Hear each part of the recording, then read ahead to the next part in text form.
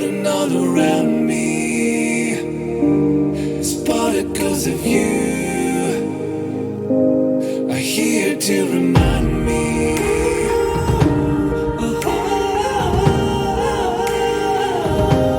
It's particles of you. It's particles of you.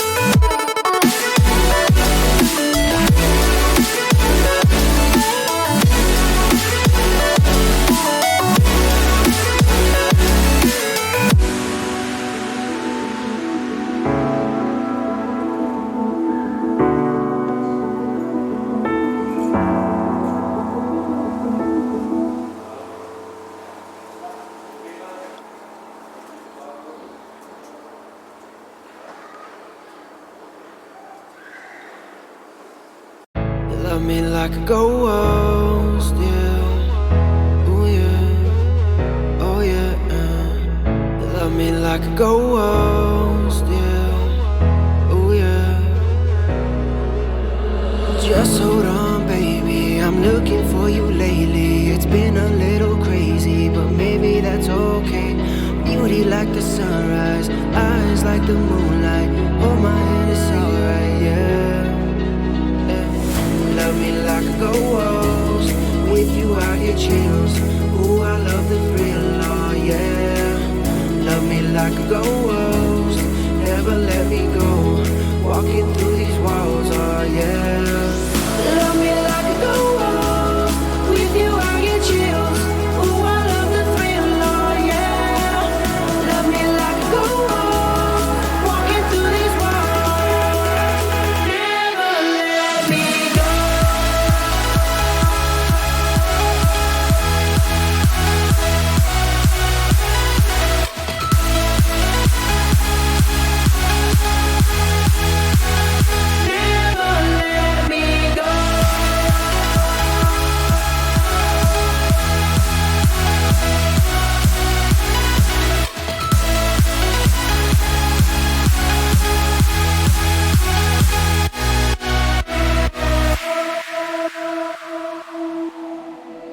Please don't close your eyes tonight. I need you by my side. Just hold on, baby. I'm looking for you lately. It's been a little crazy, but maybe that's okay. Beauty like the sunrise, eyes like the moonlight. Hold my hand, it's alright, yeah. Love me like a ghost. With you I get chills. Ooh, I love the thrill, oh yeah. Love me like a ghost. Never let me go. Walking through these walls, oh yeah. Love me like a ghost. With you I get chills. Ooh, I love the thrill, oh yeah. Love me like a ghost. Walking through these walls. Never let me go.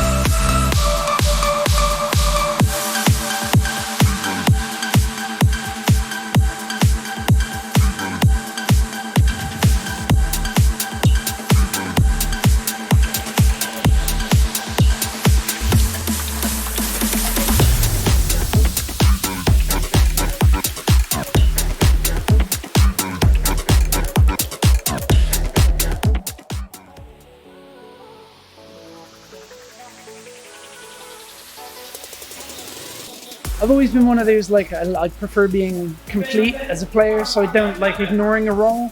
I've been around esports for a long time. I've done a lot of stuff to try and encourage it. Like my first esports tournament was in 1998. To see Belong doing this kind of thing, to have it in a city and have a company get behind and finally push it out for anybody to come in and play. Like, it's not like the guys here are all like, you know, amazing players the moment they walk in. Some of them play once a week or once a month, or a couple of them have never played before when they come in. Come in for community night, pick up a team, they're hooked. That's it, right? I love it. I'm really, really proud to take part of it, to be honest. This is mostly grassroots, right? But the thing that's coming out of it, which is really cool for me, as much as it's like a bit beyond my level now, but teams like Stratford and a couple of other teams at the real top of Championship Overwatch. Can't speak for the other leagues as much because I haven't watched them, but I know some of them are getting there as well.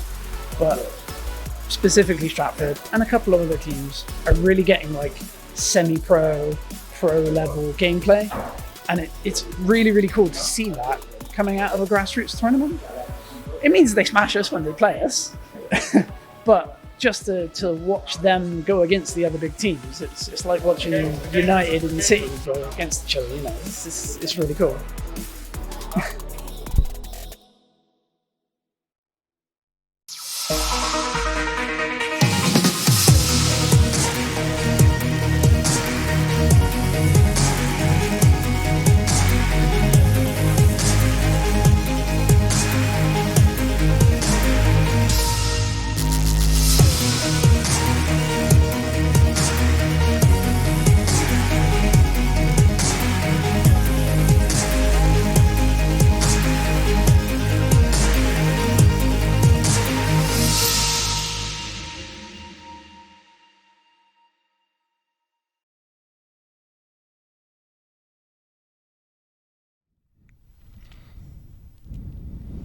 Hi guys, welcome back to the week number 2 of the game Arena Clash, and we are gonna be here for some more Mortal Kombat 11 action. Tonight we have the Centurions versus the Smugglers from Bristol, and we've got some exciting matches lined up for you today. I'm joined by Dante as well today, different from Eternal Dragon from last week, and you were out at a different tournament as well, weren't you?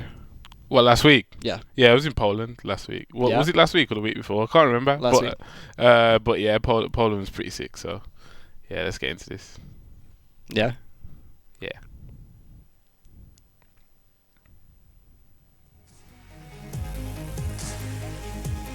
So we got the Spartans up with 1 win, and we got the Claymores up with 1 win as well.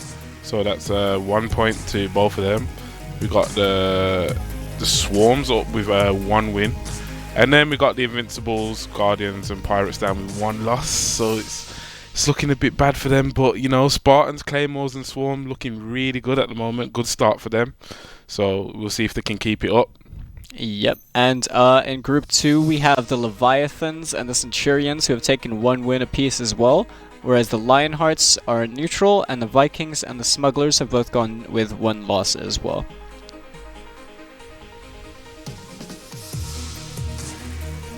In Group 3 we've got the Harriers and the Enigmas, who have got 1 win secured for themselves each. The Rams are at 0 wins, 0 losses, and the Kestrels and the Hunters have taken down 1 loss as well in their group.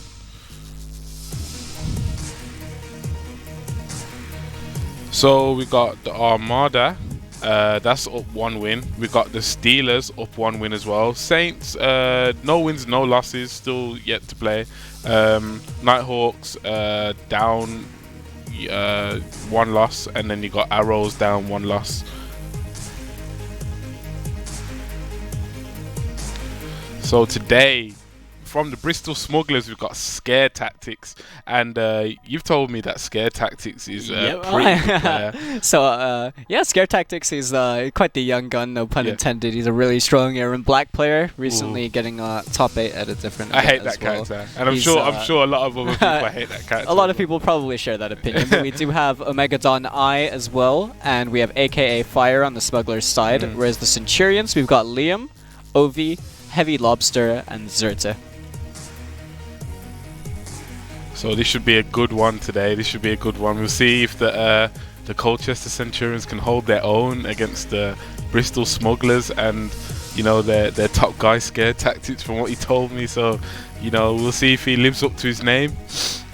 Yeah, I expect to see a lot of overheads, a lot of reptile acid. I'm excited to see who Omegadon I is playing as well. I'm familiar with the player. We've played each other in Mortal Kombat X. I know that he used to play Devora early days Mortal Kombat X. I'm not sure. I don't think the consensus is the same. I think people don't tend to play Devora much in this game because she's unfortunately not the best right now. Wasn't she not that good in MKX either? In MKX, she was pretty good. Oh, she's pretty good. She was pretty good. All right, fair enough. I think she was anyway.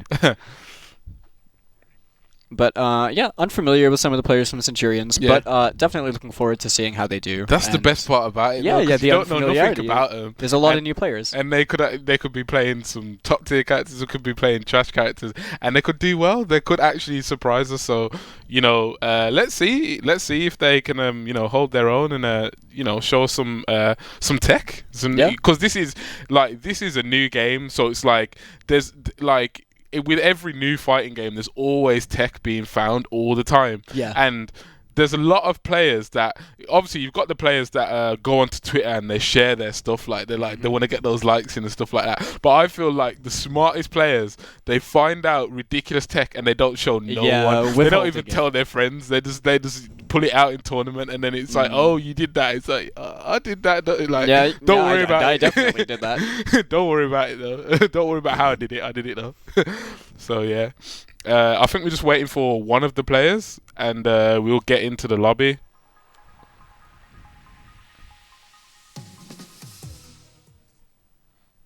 I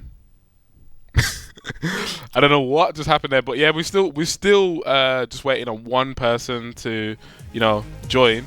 So we've got Scare Taxis versus Liam first. So we'll see if Liam can, hold his own. So we're going to get to see if Scare Tactics lives up to his reputation straight away.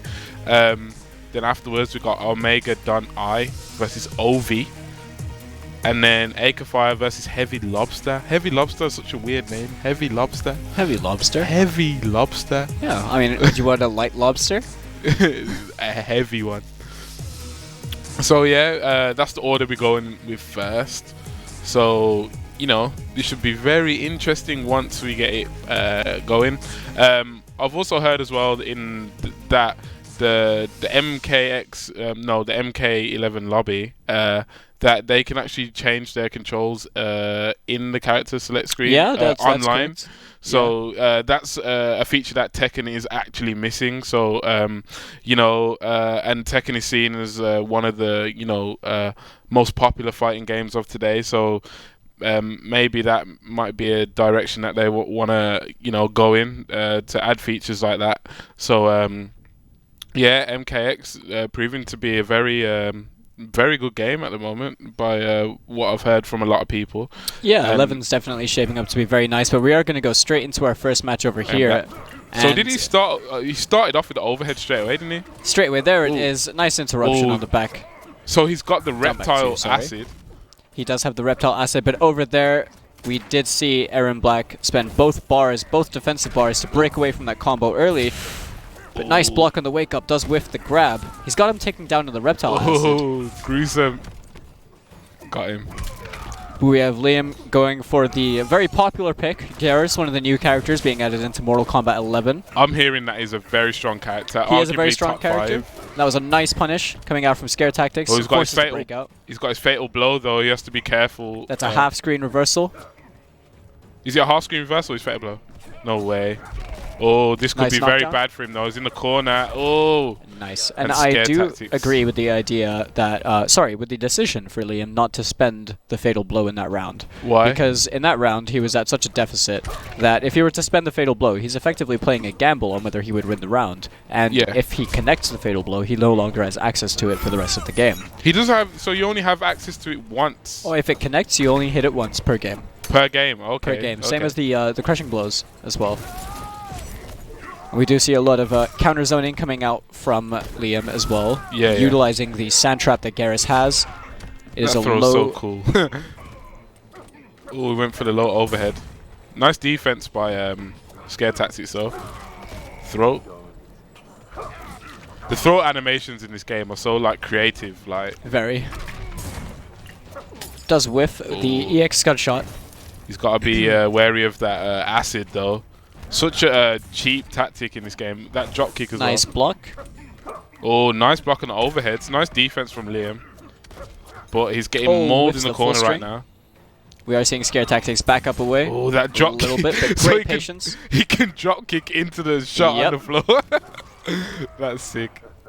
And Liam does have fatal blow He's over got here. fatal blow now, so Will it's he like let it now rip? or never, isn't it? Oh, gets Wait. caught by the forward 3 on wake up. He may have been trying to. I'm pretty sure I saw a Input stance it. switch coming out. Okay. I think he may have been trying to roll on wake up. Oh, roll on wake up. Oh, And okay. unfortunately didn't hit the timing for that. But he did eat the meaty. Scare Yeah. Tactics did take that first game Yeah. very convincingly, I think. Okay, yeah, that But- was very. Liam showed some sides of life. He did he did have some good defense against some of the overheads and things like that, and he did get some of his throw game going. But it was just like when Scare Tactics got he got his groove going and he got him in the corner. That's when Liam started to slowly get chipped down and get broken down. So Liam's got to just think to himself basically I think he's got to try and keep himself away from that corner because that's where he's getting killed a lot. Yeah. And try and get some actual offense going apart from the throws to keep Scare Tactics away. Now, I think with Garrus, you have a very good advancing mid string, which is forward 2 and 2, and that's a good way to start to condition him with the throws. But that was a reversal punish, where we can see a crushing blow straight out the gate, 318.5 damage. That's almost 32%. That's a lot of damage. A lot of damage just for getting counter hit. Nice poke. And we do see Liam is making mild adjustments. He's playing a lot more patient. Nice defense by Scare Tactics right there. Not too phased by the offense coming his way. Was that a punish? That was a punish. That was indeed. a punish, yeah. He's got the Reptile Acid as well. Ooh. Nice patience coming out from both players. Nice patience. Just poking each other away. From nice Oh, block on the up 2. He is going to take a lot of this tick damage. He's on top of the puddle right there. Does that do? That means it's doing more damage as 220 well. 220 damage off a grab. So And he's it got normally- fatal blow now. It's up to him if he wants to use it. Nice tech on the throw. If Oh, it the block. depends on if he wants that round. Nice punish there. Perfect punish. Will he fatal blow over here? Nice! Catches the breakaway. Okay, fair enough, fair enough. He spends it, and maybe that's just what he needs to get. Because obviously he's already one game down. That's so The important part is Scare Tactics does not have nice. a defensive bar, and he does catch the he scud takes shot. around. So That it's was really he clutch. He needed some momentum on his side. sure. If he lost that round as well, then it would have been really bad for him. In the round going up, because then Scare Tactics will have so much confidence. So yeah, that was a good decision in my opinion to get some momentum. For sure. And Scare Tactics still doesn't have both his defensive bars back. He has no access to breakaway right now. Yeah. Oh, he went. He did the low, but I think Liam was expecting an overhead, and he got caught there. He's over the puddle as well.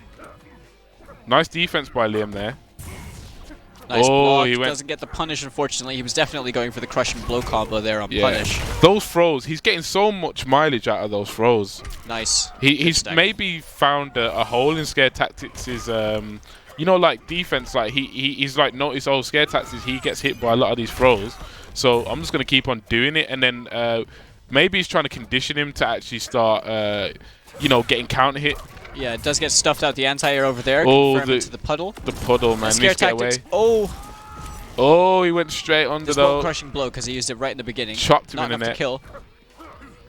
We'll see how Scare Tactics deals with the situation. Close round. Nice, nice down to- anti-air. Ridiculous. Nice. And Liam tying things up straight away. And that was a pretty Instantly making good, the adaptations after yeah, that first that game. was adaptation. Is like you could see that he was like, oh, I can see what's working now. The throws are working, so I'm not gonna stop using the throws. I'm gonna carry on, and they worked. And his defense was a bit better as well, and he showed Scare Tactics that he wasn't afraid to disrespect him on Wake Up with the up two like Scare Tactics now he has to think, oh, like. He has to see what he did wrong there and like what he was getting hit by, and he needs to adjust because otherwise, Liam he could run away with this because now he has the mental advantage now after winning that last match just there. So we'll see how they both adapt in this last game. Yep. First to twos it is, right? First to twos indeed. Oh, nice flawless block on the 4-3-2. That was great. Great throw attack from coming out from Scare Tactics over there. Liam definitely doing his homework. Yeah. That move looks like an overhead, but it isn't, is it? You know that punch that he goes. The gun smack. No, he just like not Scare Tactics' move, Liam's move. Where he does like he does a punch. He looks like an overhead, but it's not actually an overhead. Oh, that. Nice confirming to the back force too. Oh, nice combo there actually. 338 damage. Oh, cross up. And catches him with the 50-50. You rarely see cross ups in Mortal Kombat, do you? You don't really see them too much. They work more like crossovers as opposed to cross ups. Oh yeah. So because in this game you have a block button, you can't really be crossed. Yeah. Like conventional 2D fighter like Street Fighter. But Liam, he's taking. Oh, but fatal blow for Liam. There's the fatal blow. Yeah. Great punish on the acid drop as well. Didn't want to risk anything. He's going to bet it all on this one and use it for this round, but he is going to go confidently into the next round. So Scare Tactics. Do you agree with that decision to spend the fatal blow right there? I think that if he felt like it was the right decision, it was the right decision. It was the right decision. Fair enough.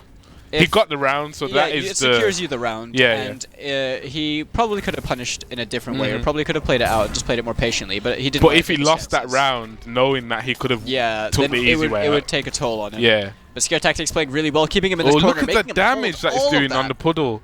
Aaron Black always been a strong character. Nice block on the overhead. Doesn't want to take the crushing blow over there. Much rather take the low sound trap damage. A very big life deficit right now. And the throw out of the... This looks like it might go to the final round. Out of the gauntlet. Oh, gets him with the low. And a great down two uppercut. Setting up the acid. So this is the final round of this first two, right? It's all on this round now. Scare Tactics Liam. Who's going to win? Very. Nice he got him with... Is his only option the low after that drop kick? Or can he do... He can only meter burn after that. Okay, then nice. Oh, he got him with the low there. Scare Tactics might have been expecting the overhead. Oh, he went for the roll. Oh, the puddle though. He needs to get away from that puddle. In the corner as well. Oh, that's going to... Oh, okay, the puddle's gone. That's nice. He went for the overhead. Broke his back. Almost. Oh, that 35%. That's 338 damage. Liam, he's like, I don't want to overextend right now because Aaron Black can wreck me in a second. So he needs to be... But he needs to get away from that corner, though, if he wants to win this. Oh, he mixed up from the drop kick. Scare Tactics. He's going in right now. He's out for blood right now. I think he might go for the low soon. Oh. Liam, he wanted that throw again now. Oh, no attack. He went for the low. And Scare Tactics. Nice. That was a brilliant block there.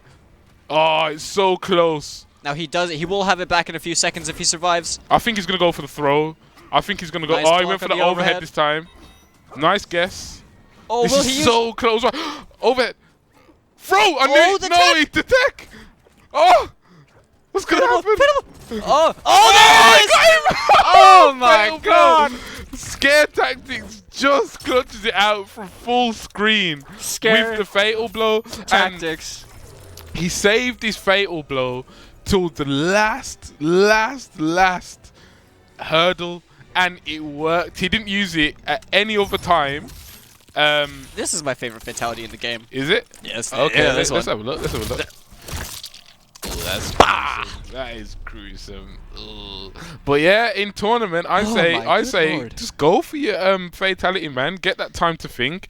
Get that mental advantage over your opponent. Why not? It's in the game. It's part of the game. It's signature Mortal Kombat. Go for the fatality. Why just finish it off with a little low kick, man? Like, you know what I mean? Like, I mean, if you're like me, you just want to make him hold it anyway. just hold it. Hold the that L, fatality. man. You gotta watch Hold the it. full animation. Hold that, bro. But on a serious note, I'm very impressed with how Liam played that. Wow, he very strong Garrus showing. He was. One guess. If Liam guessed right once again, but the thing is, what he went for kind of like what I would call simple mind games, where the low got blocked the one time, so the next time he went for the overhead, but he never did the no mix up, and we call that's what we call it in Tekken. So it's like, so the low if he knows that the next time he got punished for the low, right?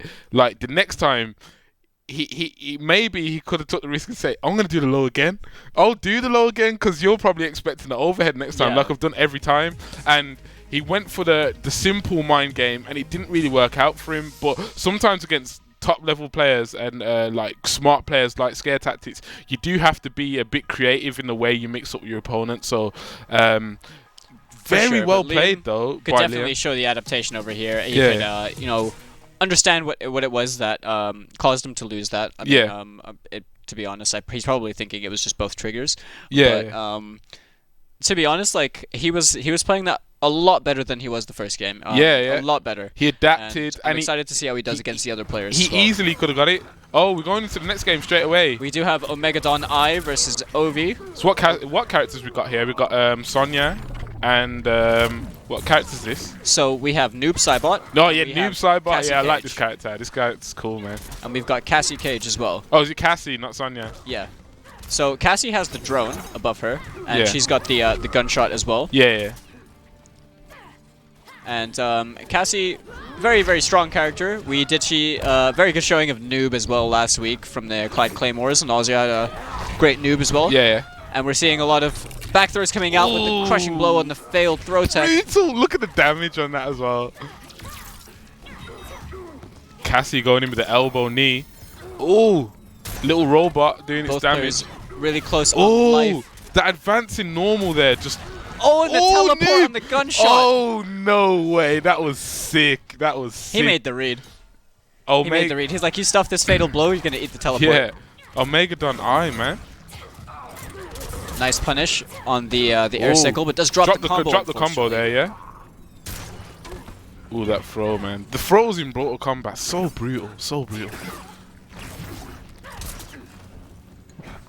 So just space each other out a little bit. Oh, but both highs whiffed on the crouch blocking opponent. I just see people getting thrown through portals all the time when I see this Noob Saibot on the screen. Noob is definitely a great character made by the amazing heads at NetherRealm Studios, and they made him look so good in this game. Sick combo though. There. Does catch him with the whiff punish. I can tell it looks a bit awkward to fight this Noob. That was a very random teleport. Because like he has another person that comes out of him, and it's still like, you know what I mean? He attacks you with that other but it's person. actually really easy to get used to once you know what he can do. Yeah. Oh, because, his shadows are only just extensions of his animations, really. Yeah, but against Noob, like all you really need to do is just crouch block. Okay, he doesn't really have a ways to open you up from there. He doesn't have no good overheads. He doesn't, unfortunately, but he doesn't really need them. And that was a great duck on the punish. Coming from look at the damage on that combo. Wow. A nice healthy 38.1%. And that robot just doing its work with that throw as well. That advancing normal elbow knee from Cassie is just doing a lot of, like, it's keeping him out right now. It's a very hard normal to contest. Yeah, it looks like it. It really does. Oh, drops the combo, unfortunately. And he's just going for it again. Ovi, just elbow knee, why not? So far range. Just hoping for the random. Oh, he caught him stab blocking. Oh, he caught him combo, This is going to be a lot of damage. Will he break out? Can he make this comeback Spend the fatal. Oh, there it is. Is this comeback doable? I think it is. Is it he still has a breakaway. If he makes his comeback, like you're this is a lot of damage. That's a lot of. That's over 60%. 613. Oh, but look how it finishes. Elbow knee. Just And straight. gets caught with a back 2-4 from Cassie Cage. Ovi taking the first game. Elbow knee, why not? Such a good normal, like it goes literally more or less not quarter of the screen, just elbow knee. Your opponent just has to deal with it. They have to hold that, and even after that massive combo, he wasn't phased by it. He's just like, okay, I'll just do what I was doing the rest of the match, just elbow knee, and it's like, yeah, took that match very very well played. He lost the first round, did Ovi, but. Yeah, he brought it back. He spaced him out with the elbow, and you know he showed that he's got his spacing game on lock. So and I think he also landed a pretty good combo. Was it from an anti-air from the down two? I think it was a punish. It was It was a down 2 crushing blow. Oh right, yeah, it yeah. was a down 2 crushing blow. He read the grab. Yeah, yeah. And then he caught that for about 38%. So Cassie looks like she does a lot of damage. So a character to be feared. But saying that, Noob also has some pretty tricky optimal combos that do net him about 39%. Also, he switched characters, right? We do see the switch to Garrus.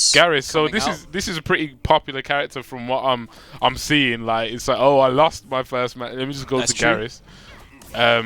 Elbow knee straight away. No hit confirm, unfortunately. Oh, throw, and that throw's been doing so much work for Ovi. Oh, cross up splash. Well, not a cross up, but I believe they're called crossovers. Crossover in Mortal Kombat. Sorry. It's all right. What was that move? That's the forward 2-2 from Garrus. If the opponent presses a button in that situation, or if it's used to punish them, they eat about 32% of the crushing blow. That seems very like gimmicky, kind of. Oh, they got him with the overhead though. Oh, anti-air though. Don't be jumping. And he tried to combo off the down 2, but he's going to eat a lot of damage coming out from Garrus over here. Nice breakaway. Oh, elbow knee again. Oh, catches him on counter hit. That's a lot of damage. That did a lot of damage. Just trying to zone him out now. Yeah. Why take the risk to shoot your pistols at him? Why not? Yeah. Ready. No point going in at that point, especially against a character like this Garrus. So what sort of like projectiles does Garrus have? Does he have any? So Garrus doesn't have projectiles, but what he does have is he has the sand trap, the low sand trap. The low sand trap, right? Yeah. And so is that a threat from like full screen? It is. Oh, it is. Okay, so it does have a full screen threat. Oh, that throw again. Let's check. There was an escape failed over there. Clothesline. Oh, that's definitely sick. Really sick. Really cool character by design. Checks him with the down ones. Nice. A really weird fighting style he's got, but he's really cool at the same time. His fighting style is only there to serve Chronica. Yeah. Oh, he used the crushing blow on the forward 1. I don't agree with that. He didn't have enough health. The string would have killed him anyway. He must have accidentally held the button. Yeah. That probably wasn't the best decision. We'll see if it comes back to bite him though. Ovi's one round. He dropped the combo.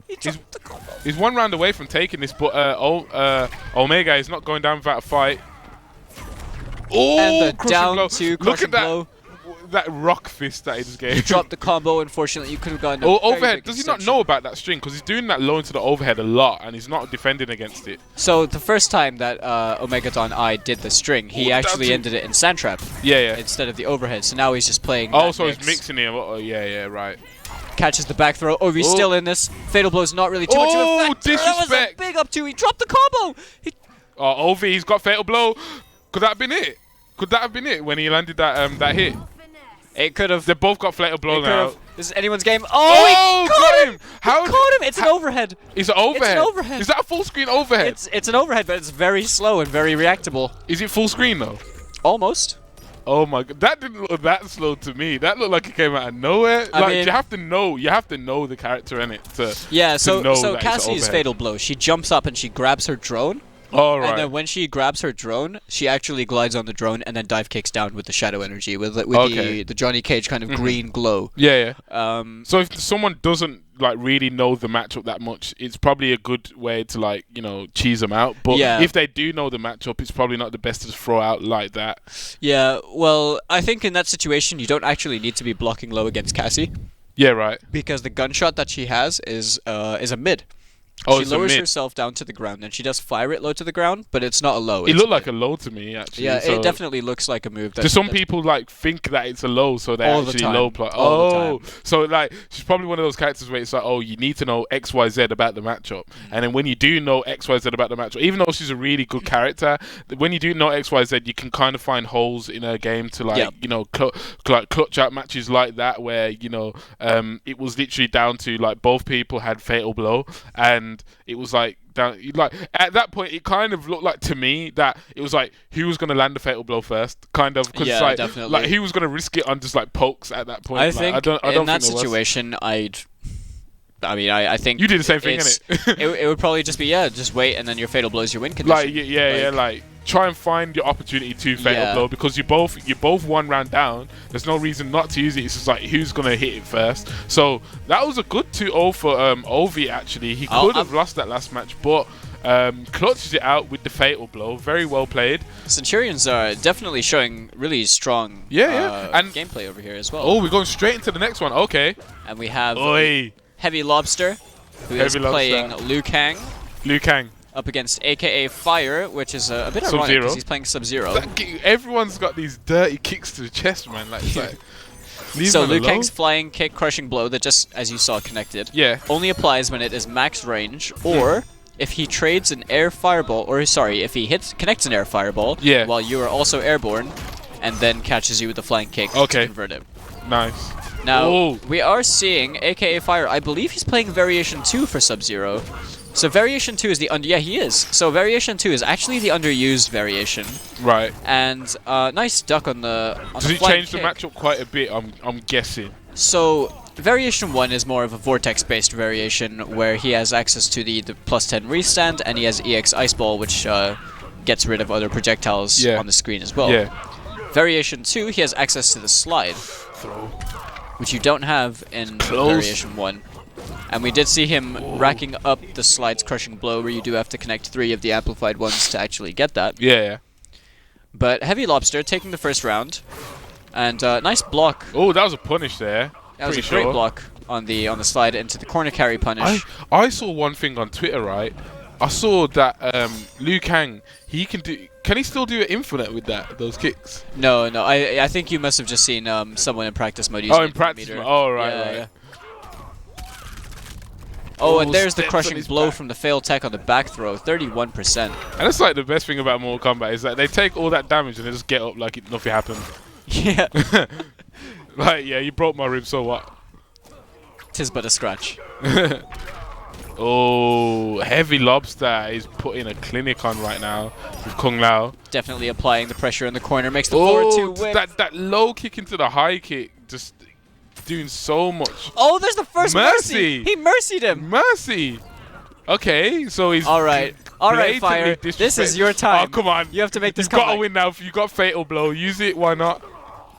I want to see the roll into Fatal Blow. Oh, he still Doesn't got hit. work. So his Fatal Blow, right, that has no invincibility, does He's it? trying to mercy him again. Can he do it again? How many No, times he, can you you mercy can only do someone? it once per game. I think he tried to do it Imagine again. if you could like mercy someone Mercy over infinite, and over yeah. again. that would be jokes. I'd feel so bad for the other player. You have no idea. You would just be like, mercy, mercy, mercy, over and That over would make again. some tournament matches go on forever because you know there'd be the one odd geezer who's Yeah. like mercy, like, you know what I mean? It'd be like be there for hours, man. But yeah, very well played. Yeah, that low kick into the high kick from Liu Kang was just doing so much damage. And like so when the other guy went for the fatal blow. So I'm guessing only certain fatal blows have invincibility on wake up. So fatal blows have armor Armor, yeah. from frame 5 onwards to the end of the animation. No, sorry. Yeah, it is from frame 5 Oh, so if you set it onwards. up, meaty, That was Reed. if you do a meaty setup, then the fatal blow's it not will going to get stuff you the out of fatal it. blow, Oh yeah. yeah, fair enough. That's what he did. But AKA Fire did duck the flying kick, and he did get the down 2 crushing blow. He's definitely not out of this. Look, he's hungry. He wants the revenge. Yeah, it's He like wants you that mercied revenge. me, bro. You Now, mercied me, bro. You want to know something? Great ice ball as well to catch him at the air. Nice conversion over That's there. sick. It's like, oh, you're in the air. I've got this projectile that's going to give me a launch for you jumping. Now, you want to know something crazy? The low What? kick you were talking about with Liu Kang is actually a mid. It's a mid. It's a mid. It looks like a low, and in Mortal Kombat X it was a low. But in this game it's a mid. But AKA Fire taking that round very convincingly. So I'm guessing AK Fire doesn't know that it's not a low. I think that generally it just kind of people habitually block low anyway. What good low attacks does Liu Kang have? Down 3. Does that go into a combo? I know. No. I don't think he really has like lows that he. But I don't know too much about the character. I just don't think he has like lows. He doesn't that- have scary lows. Yeah, so there's yeah. not really a real reason to duck against him, right? Not really. You that can didn't stand work. block against him, but that was a really nice use of the crushing blow over AK there that I did Fire- mention before. That's +4. He didn't use anything over there. He's like, is But- he gonna mercy him back though? I want to see a mercy back. Go on, do it he's back, doing it. do it back, He's, do it back. He's just teabagging. Do it back. He's just teabagging. Oh, He's he's like, gonna oh, take he's it. like, okay, He's playing I, it smart, I yeah. don't play with my food. I want to win. So you tried to mercy me in the first Yeah, match. he's making I'm him gonna hold take it. my win, and I'm gonna beat you up the next game as well, just for that mercy. So we'll see. This is getting real interesting now because the thing is, like in Tekken we have key charges, and that's a way to disrespect your opponent Yeah, after yeah. you win a round. It's not too disrespectful. Like me personally, I kind of laugh at someone that like key charges and stuff. But like I can see why a mercy in Mortal Kombat would be like, I don't like this guy. Yeah, I there's- don't like this guy. I so want to beat this guy it is- right now. It's very BM. Yeah. Very, very bad manners. Yeah, you know? yeah, bad manners. It's just, it's one of those things that you do when you're really, like, either trying to rile up the other person. Yeah, yeah, yeah. Or, but the thing is, But I love this it's kind of. It's a proper really- troll tactic. It is, and it you is. you can see why the MK developers put this in the game to like spark some kind of hype because they know that one day it's gonna happen in a tournament and like someone's gonna get destroyed for doing a mercy or someone's gonna destroy someone with the mercy. Like it just adds hype to the game, and I feel like it was it was a good decision putting it in the game. Like I did see it happen in tournament about 2 weeks, 2-3 weeks after the game came out. Yeah. I believe it was down at one of the more regional, like local ones Yeah. in the US, and there was a Kotal Khan comeback, Yeah. and that was great. And this is the character I was talking about that I thought was pretty Cetrion. strong. Cetrion, yeah. So Cetrion's one of the newer characters that they've added into this game. Yeah. She's an elder god, Yeah. and as we say, like a down 2 crushing blow coming out from AKA Fire. But Cetrion is an elder god. She's definitely a very popular character. She plays a very specific kind of game. I don't really know how to explain it, but I think that she plays very similar to Injustice 2 actually over Mortal Kombat. A guy called Aris, right? He streams Tekken a lot, and he Yeah. streams he streams a lot of games. But he said his one gripe with this game is that it's too much like Injustice. I don't agree with that. You to don't be agree honest. with that? No, because Injustice was a very different game. This one is still Mortal Kombat. Yeah, yeah. And yeah. I think it's easy for someone to say that when they're not really like An actual Mortal Kombat Mortal player. Kombat player. Just Like, from you have looking to, at it. you have to have a lot of experience in both titles. Yeah. But great block on the fatal blow over there as well. This is a very close round, but a nice use of the air axe does clutch it out for Fire. And a factor that could go into this match is that AK Fire is he just won, so and he's actually forced Heavy Lobster to switch characters, so it's maybe a confidence boost for him knowing that he's made his opponent switch characters and he's thinking of a different answer to his Sub-Zero. So we'll see if he can get this 2-0 over him, because that's what he wants after especially getting mercied. Oh yeah, for sure. There was no block as well on the ice ball. Cetrion can crushing blow punish that for a lot of damage. All right. But nice use of the throw, using the forward throw to keep him towards corner side and then crossing him over. So punishment in Mortal Kombat, just like any fighting game though, but especially in this game, seems pretty important to not let people get away with certain things. For sure. I mean, as any fighting game goes, so Mortal Kombat and Tekken are probably like some of the traditional fighting games are very popular nowadays, where punishment is a lot of the damage that you need to win a game. So if you're sacrificing that, he used and the, he got it. the icicles Is he with gonna the multiple mercy? hits. He's not gonna mercy. He won't mercy. Fatality. It's too close. Yeah, There's yeah. a fatality. Get out of here, bro. You try mercy me, bro. But Come yeah, on, so in this game, it's like really important to get punishes. There's a lot of damage that you are Ooh, that putting is out on the gruesome. table. And there's the eye. You see the eye? He ripped her head from her spine and put it through. Oh, Yeah, that is that's not even the gruesome. worst of it. There's so many more. That is You're gonna have gruesome, a bro. field day looking at all these over the course of the next few weeks. And yeah, but big props to AKA Fire, showing great adaptation. Taking 2 games straight in the reverse sweep. I feel like that Mercy is like he kind of brought the best out of him. Like he's like, obviously he might have been a bit. He didn't seem phased by it. He just awoke. He was like, it's what you're one of those guys now. Let me just put this. Give you this quick L, you know what I'm saying? Yeah, he was ready. He's been playing a lot of Kombat League, hasn't he? yeah. So very good adaptation, and for the viewers, I know you like to see that kind of stuff where someone gets a bit cocky and then gets blasted for it. So yeah, I don't think Heavy Lobster's out of this yet. I think he's learned from that, and I don't think he'll do that just again. Continue to come back stronger. Yeah. I don't think he'll do that. Centurions are definitely. I think that the players on this roster are good players. And they're showing that they are good players. But at the same time, the smugglers aren't pushovers. No. There are two of the matches are in favor of the smugglers, and we have one going over to the Centurions. The first game was really close, and very close. That game, it's like you don't know what would have happened if Heavy Lobster didn't Mercy and then just play kept it cool, and then because I feel like doing something like that, like the Mercy, is like I feel like it can play a mental effect on yourself where it's like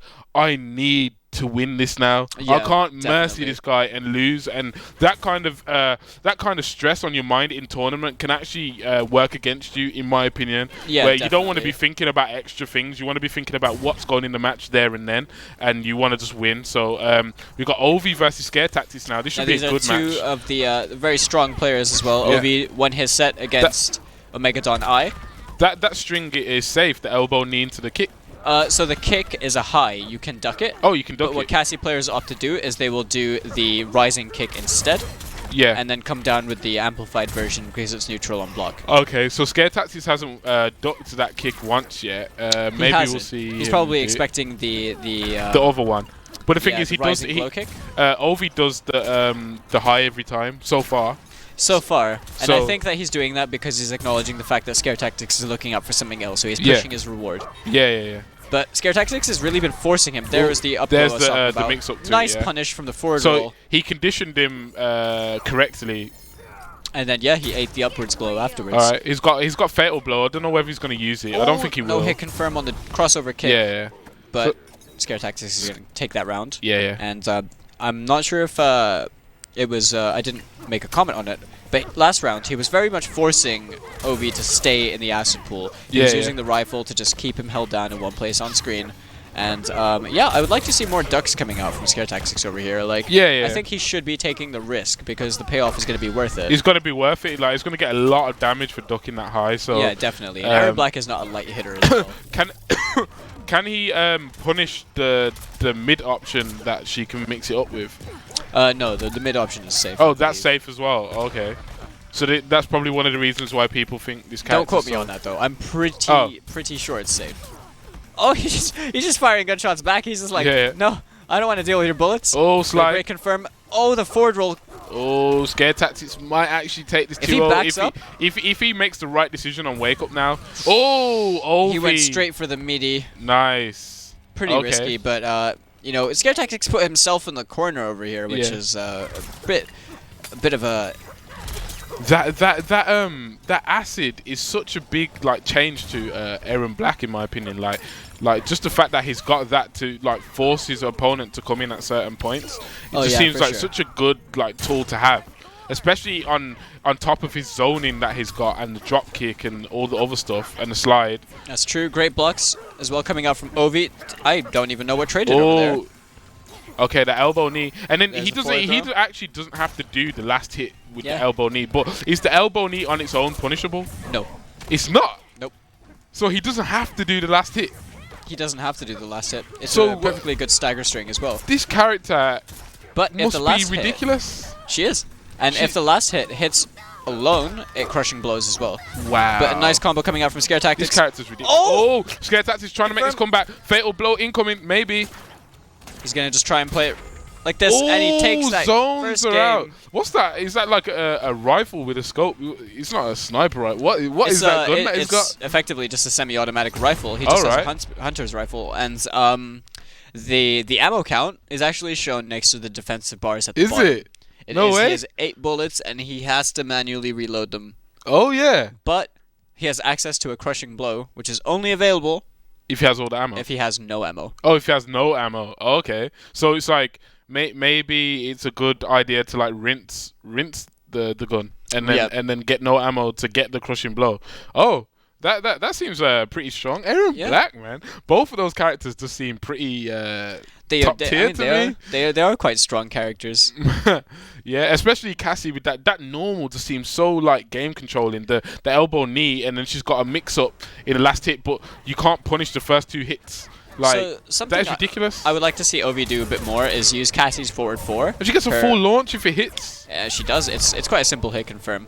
But Cassie's forward 4 keeps her stood in the same position, and it's got far reach, but it's a 9-frame mid that's neutral on block. Right.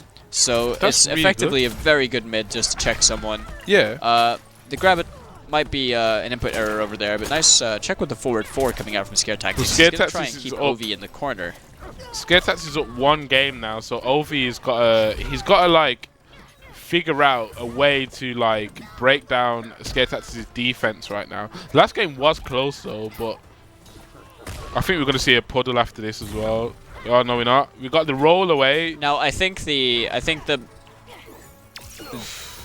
style of gameplay that you need to adopt with Aaron is that when you're throwing down acid, that was a nice confirm with the overhead into the fatal blow. But so when you're throwing down the acid, I think when someone's in the corner, they definitely don't want to be sitting on that acid, so that when they get up, they're still taking that damage, damage over time. So they might do the roll. Very likely. But you can punish the roll. Jump out of the corner, or they're going to try and roll. In which situation a throw beats both of those options. Well, the jump, you'd have to time the throw correctly. If you don't time the throw correctly, the jump will eat you up. Okay. But, it shouldn't really work. I think if I'm not wrong. Right. I think a well-timed throw can beat both options. Yeah, so it's probably just experience with the character that's going to help with that situation there. Yeah, but for sure. it seems like a really dangerous mix-up nonetheless. Now, Aaron Black slowly makes his way in. He slowly walks in when he has the rifle out as well. Yeah. Which I think is really cool. It's really threatening. So can he manually pull the rifle out? Like, or is it? Yeah, right. So you're going to see it over here. There he is, and he's going to use it for the launcher. Drops the combo, unfortunately. Oh, down 2 though. He went for the string. I do agree with the down 2 punish because he wasn't able to get the full one. For no reason. Doesn't get the confirm on the back 2. But Ovi does not have fatal blow over here, and Scare Tactics does. So we'll have to see what overhead. Happens. Oh, the throw again. He's getting so much damage. There it is. Oh, and that's a brutality as well. He went for it, and it paid off. And that's the first brutality we've seen today. That is pretty cool. I do love that brutality. I'm guilty of using it too much. How many brutalities on average does each character have? That's a good question. I think, to be honest, right, I am very unlucky in the crypt, and I've unlocked about so much of the crypt, and I barely have brutalities, to be honest. You barely have them. Barely. Yeah, you have to. That's the good thing about it. I've got all the random stuff in between, but brutalities I've barely got them myself. Yeah. I think everyone has about 5. Yeah. But they've added a bunch of secret brutalities as well. Yeah. So really, what is it like? What's it like? Like, you know, like say at a major tournament, Mortal Kombat. It's like, are you just like do you have no brutalities then? Because you I think you'd have the default brutalities. So you have default. So you have ones. like the first, I think, 2 that come with every character. But I don't think that this game allows you to use the other brutalities. Unfortunately. But, as we head into the final game between Ovi and Scare Tactics, Scare Tactics opening up with the Aaron Black special. 4-4 as soon as the round starts, but eats Patrick Star to the face. What a trade there! Is that like blood in the background? Like it a is. sea of blood? This map is called the Sea of Blood. Oh right. Map. This the stage. Yeah. But if you realize Ovi's taking all the damage from that forward throw because standing in the puddle is a very bad thing. I know, yeah. And all that damage. You could call it cheating that you know, Cassie's got this robot that helps her out all the time, but you know. Yeah, 2v1. As you realize, this is a versus fighter. Yeah. Oh, Cassie straight versus- in the puddle again. Get back to that puddle. All right, yeah. Look, she's eating damage. Oh, the yeah. down 2? Down 2. He was at the perfect range as well, just for that to whiff. Scare tactics, man. He's not playing about. He wants this 2-1. He wants it. But Ovi, He just did dash up and then threw the reptile acid on the floor Yeah, right he next don't to him. care, man. This Look. man, he is crazy, He's and crazy. I like it. Look, and another one. Get back over there. Yeah. Get back over there. He might throw another one the just jab? for the sake of it. Look at that Unrelenting string. pressure, down Is that 2. string plus frames on block? Pushback. I don't really know what it is frame data wise, but it Ooh. has pushback. No punish on the throw. That elbow knee, like it's just not catching scare tactics. Oh, the roll out of the corner though. It's a very good roll, but there's the punish on the okay, reptile acid. Ovi's got fatal blow. I think this is a good time There's the forward to 4. maybe try and use it. Maybe. And they're down just gets to... uppercutted. I'm pretty sure he did read the throw correctly, but Scare Tactics taking that 2-1, another really close set, and ends it with my favorite fatality. Oh, I love this. So how many fatalities does someone have? 2. Oh, 2. Yeah, Everyone every has character 2. has 2 fatalities. Okay, so he probably loves that fatality Yeah, specifically. I love that one too. So the other one, he throws down the reptile acid. He throws the flask and it breaks on the floor, and then he pins you down and basically kicks your head into the acid. Oh. And your head goes. Oh, right. Fair enough. Yeah, I'll try not to get too graphic with my words. It's one of those things you just got to see. If you're a fan of Mortal Kombat, you just got to see it. It's a great fatality. But yeah, scare tactics, man, proving to be a problem in this long arena clash. Yeah, for Mortal I'm Kombat. super stoked to see this, man. I think Scare Tactics is a really good player, but I'm also really impressed with the Centurions. These guys are great. Definitely. Ovius has a really strong Cassie Cage, and I want to see more of them. I want to see them continue to just, learn from every loss that they take and just keep improving. Keep 3-1, 3-1, but it is competitive. It definitely is competitive. It could easily be 3-2 or 2-2, like whatever. The score could be closer, but it's just Bristol Smugglers, Scare Tactics clutching out that first match was a big deal in my opinion. It could have if Liam actually did win that first match, the momentum could have been on the Centurion side. I 100% agree, because then it would have gone into 2 on the side of Centurions. Yeah. But right now, so the format that this works in, for anyone that doesn't know at home, Smugglers on the left-hand side have to win 2 more games, meaning 2 sets of matches. Two sets of first to 2. So so 2 sets of first to 2s. They need 2 more first to 2 wins. Yeah, thank you, Dante. Yeah. And I'm so bad with my words sometimes, but so they have to get 5 in total, whereas the Centurions have to win the next 4. Well, yeah. They need to win. They do need to win 4 more. So it is doable, but it's just it's going to be hard. It's going to be hard. And as soon as the game starts in this match between Heavy Lobster and Omegadon, And this is we saw Sonya, it down to innit? crushing blow. This is Sonya. This is Sonya. Nice punish. And Sonya. This could be Heavy Lobster's secret main. Straight away to me, Sonya just looks so much more faster than Cassie Cage. Straight away off the bat. Sonya's a mix-up machine, and she's also got really good zoning. Yeah. I like to say Sonya has the Infinity Stones. She kind of has everything. Yeah. But we did So see an escape failed. she's a very well-rounded character. Nice confirm into the teleport. Noob Psylocke though. Now, he does have Damn Crushing it. Blow loaded up on the throw. Will he opt to Down use 2 it? though. Ooh, Low profile, up 3, and then gets caught with a fatal blow. That was that was a very interesting scramble. And for people that obviously everyone knows this, but Sonya Blade in this game is Ronda Rousey, so it's kind of Ronda Rousey just got wrecked, basically. Yeah, I mean that's one way to look at it. Nice confirm again into the teleport, breaks away the last possible moment, doesn't want to deal with any of that restand malarkey or into the extra damage. You know what would have been cool if they actually gave Sonya some of Ronda Rousey's actual moves? Oh, that would have been really cool. That But would have there's the been cool, crushing innit? blow that really cashed in over there for 31%. That's huge in the next round, because Omegadon I just needs this one round to close it out, to take this game. Ooh. The Heavy Lobster not out of this yet. And look, this is the zoning that you was talking about. Look at that. That's true, but you have to be careful with zoning against Noob Cybot! Yeah, Oh, the that crushing punch. blow killed! That punch just looks so That was the hood punch. You're in the wrong neighborhood. This is Innit, new. innit? Yeah. It was, man. You come to the wrong spot. But yeah, man. You know, Noob Silat. He looks like, even though he might not be considered like, you know, like one of the better characters in the game, but he does look like, if you don't know the matchup and like if the player's good with the character, he can be like jarring to deal with. What it looks like. But on top of that, he looks really cool as well. Like his animations. For sure. He's so cool. He's like, he so looks proper cool. So I can see why people would play the character. But yeah, Sonya Blade though wasn't doing too well, but there was a strong start.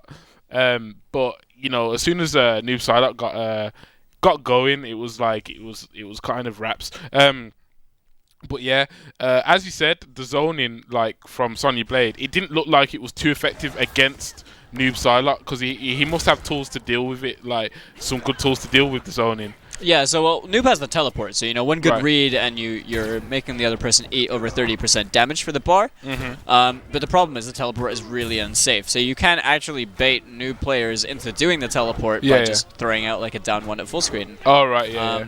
But the teleport is a high as well. All right, so you Heavy can Lobster is opting to stay with the same character, you know, playing Sonya. Sonya. And just really being relentless, keeping Omegadon Eye in this corner this round. I feel like Sonya's more interesting than Cassie as well, because Cassie's kind of like, to me, she's more centered around one string, where it's just like literally the elbow knee mix up. Whereas Sonya looks like she's got more versatility in her tools. Yeah. So Sonya, she's a mix-up machine, and she's also a really strong zoner. Oh, but does get thrown out of the corner. He's really not looking good for Heavy Lobster. Heavy Lobster wasn't playing Sonya last time. He was He was Heavy Lobster playing Liu Kang and then switched to Cetrion. Oh right, yeah. So he's got quite a few characters that he can play by the looks of things. Oh, nice overhead there. Crosses himself into the corner. Don't really agree with that. Nice combo coming out from Omegadon looks like he's warming up, man. He looks like he's getting into his groove with the Noob Silat. Nice down 2 anti-air. And I think that might have been an up 3 wake up, but unfortunately didn't come out. Yeah. Nice block on the overhead. Oh, nice low. Yeah, mix-ups, Great man. block. She's got mix-ups for days by the looks of it. Oh, this is the big range on damage. that, that's big damage. No breakaway from Heavy Lobster. No breakaway? Oh, my god, that's 46%. That's nearly dead. And he's got Fatal Blow. It's your last chance, so you're going to use it. That was a big whiff. Oh! Blocks the Fatal Blow and gets caught with the back 3. Omegadon Eye moving one step closer to the Smugglers taking this series. This looks like it's going to be gruesome. This is a good fatality. Ugh. Wow, just exploded.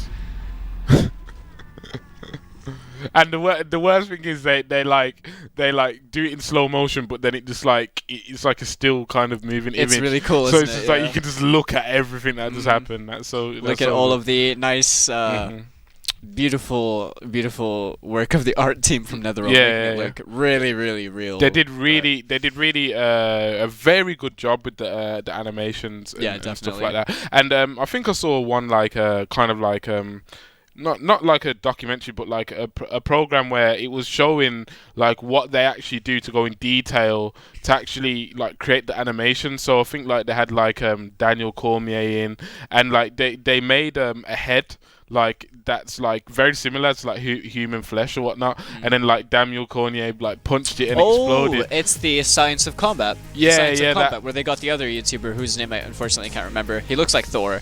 Yeah. And yeah, they tested that a few times. They were testing to see if, you know, Sub-Zero's win pose, where he freezes the head and he punches it. It was actually humanly possible. Yeah. And yeah, that was super interesting. It kind of was humanly possible. Really, yeah, it was.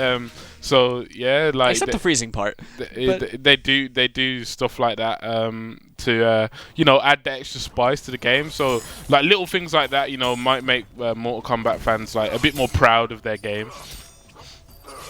But we got Sub-Zero again, one of my favorite characters. AK Fire.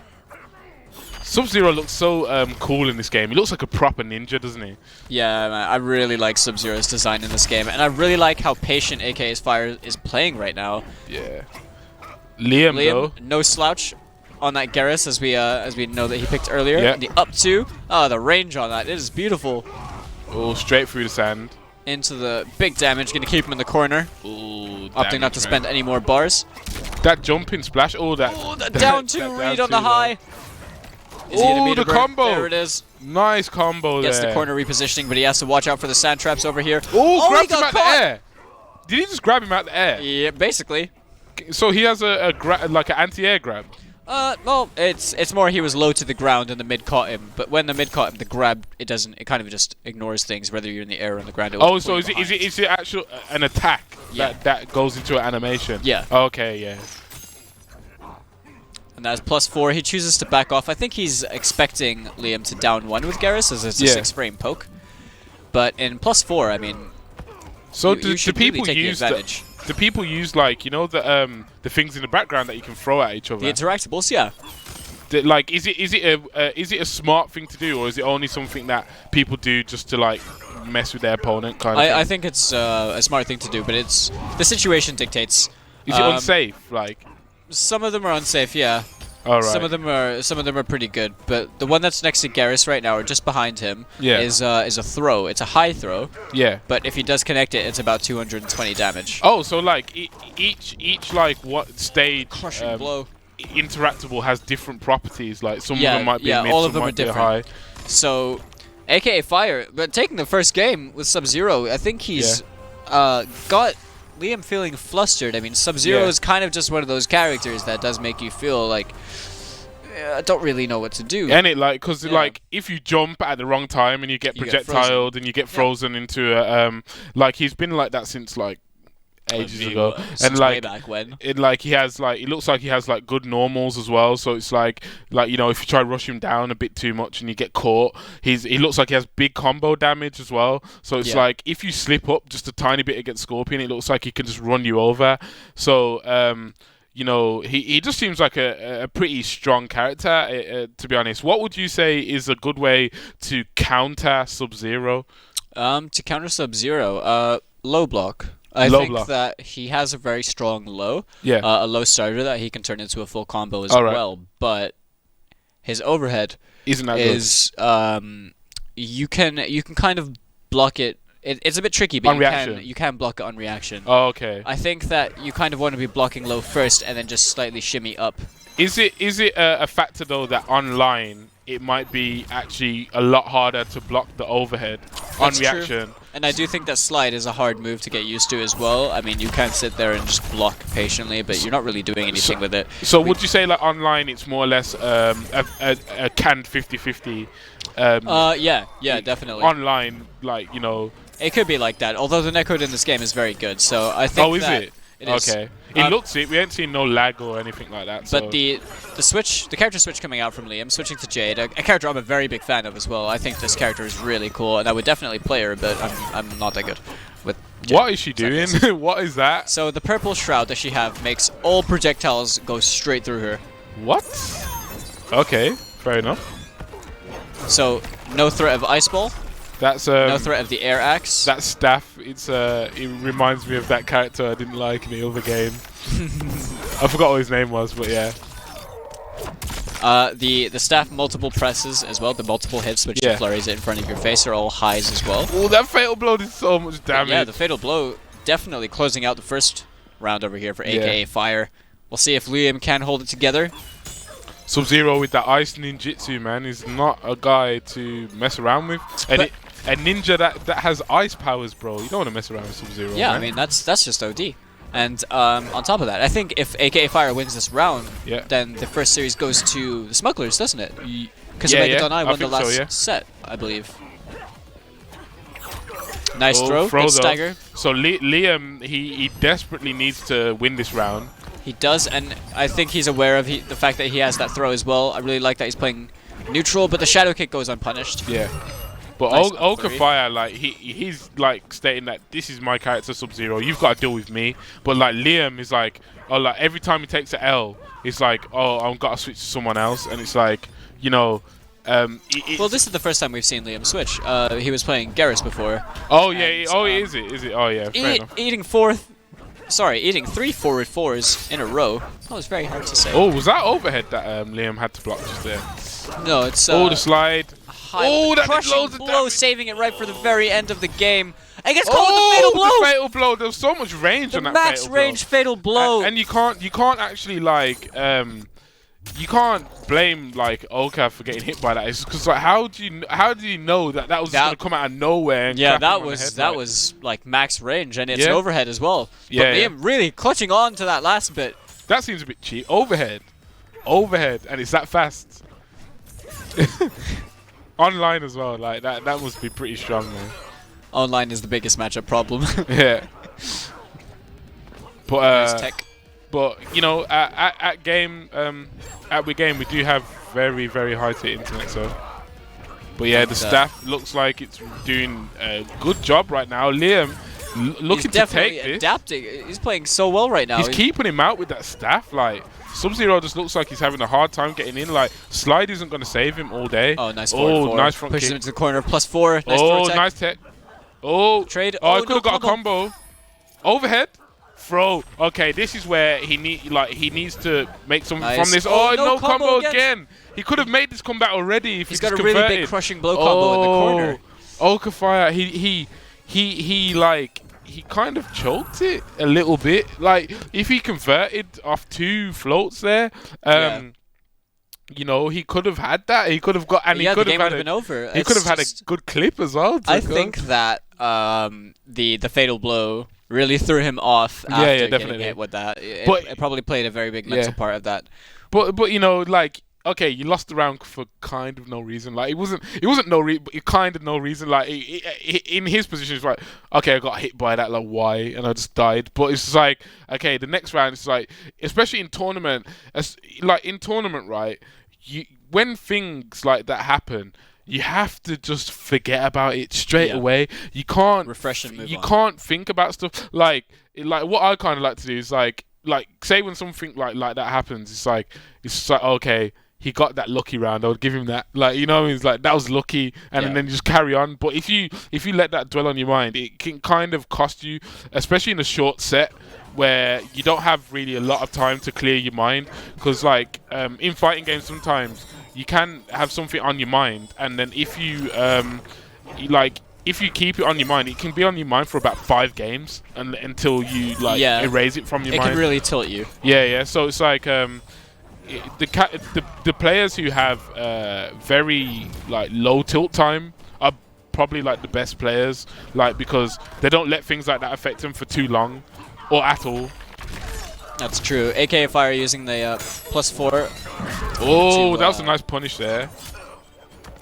You know, Liam's playing this really well. Yeah, Liam switching to the Jade, and it's really working out. The zoning is working with the staff. The staff seems like a good keep-out tool as well. And he's got a jumping projectile to make it awkward for Sub-Zero to come in as well. Well, funnily enough, I think it's in Sub-Zero's favor when he uses the jumping projectile, because you can punish it with Slide on the way down. Oh, okay, yeah, fair enough. I think that Slide should be the go-to move for Sub-Zero right now, but that was a very favorable trade for AK Fire. Misses the Slide at the end. Fireball. You gotta be... But the thing is, what he's doing is he's jumping over Oka's fireballs, and he's hitting him with that projectile and punishing him for throwing the fireball. So it's like, bro, you don't get to zone me like that now. So you have to come in, because I have an option to beat your zoning. Now, I think the counterplay is that AK Fire should be using the Slide to punish the activation of the Purple Shroud as well. Definitely, yeah. But it also looks like Liam has a projectile that goes upwards when Oka Fire tries to jump as well. Yeah, that's true. So that might make it a bit awkward. And now he's got the whatever that is, the stance or whatever that you know, makes him invulnerable to the projectile. So it also forces Oka to come in again. So basically what it looks like is that Liam is just constantly forcing Oka to come in. Oh, there's a fatal blow on deck though for Oka. Is he going to use it?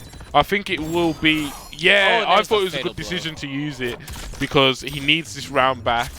And this is going to do a lot of damage. He needs to make the right read on the wake up now though.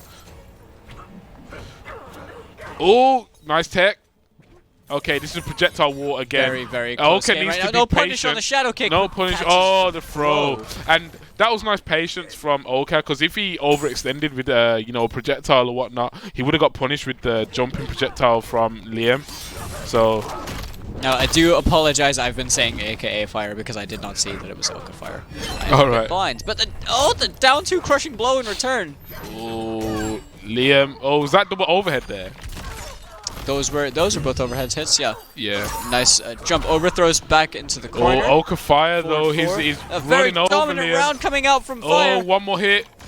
Oh, gets the projectile. And the ice wall closing it out. Nice. Something just changed. Fire just went ultra instinct in He that last round. adapted. He adapted. I saw the adaptation get done, because it's like what I was seeing personally is that he was making the wrong reads in the zoning. Like, he was throwing the fireballs and he was getting punished a lot by the jumping fireball, and he was just getting like kind of like outzoned, even though he has that slide to punish it. He wasn't really using that, but he was like he kind of saw it's like, okay, if I'm a bit more patient and I kind of like get in, but I don't like overextend, then Liam is having trouble like with me, like when I get in. But like on the outside, when Liam was using the staff and just like throwing the projectile on the floor and stuff, it would actually look like kind of hard for Sub-Zero then, but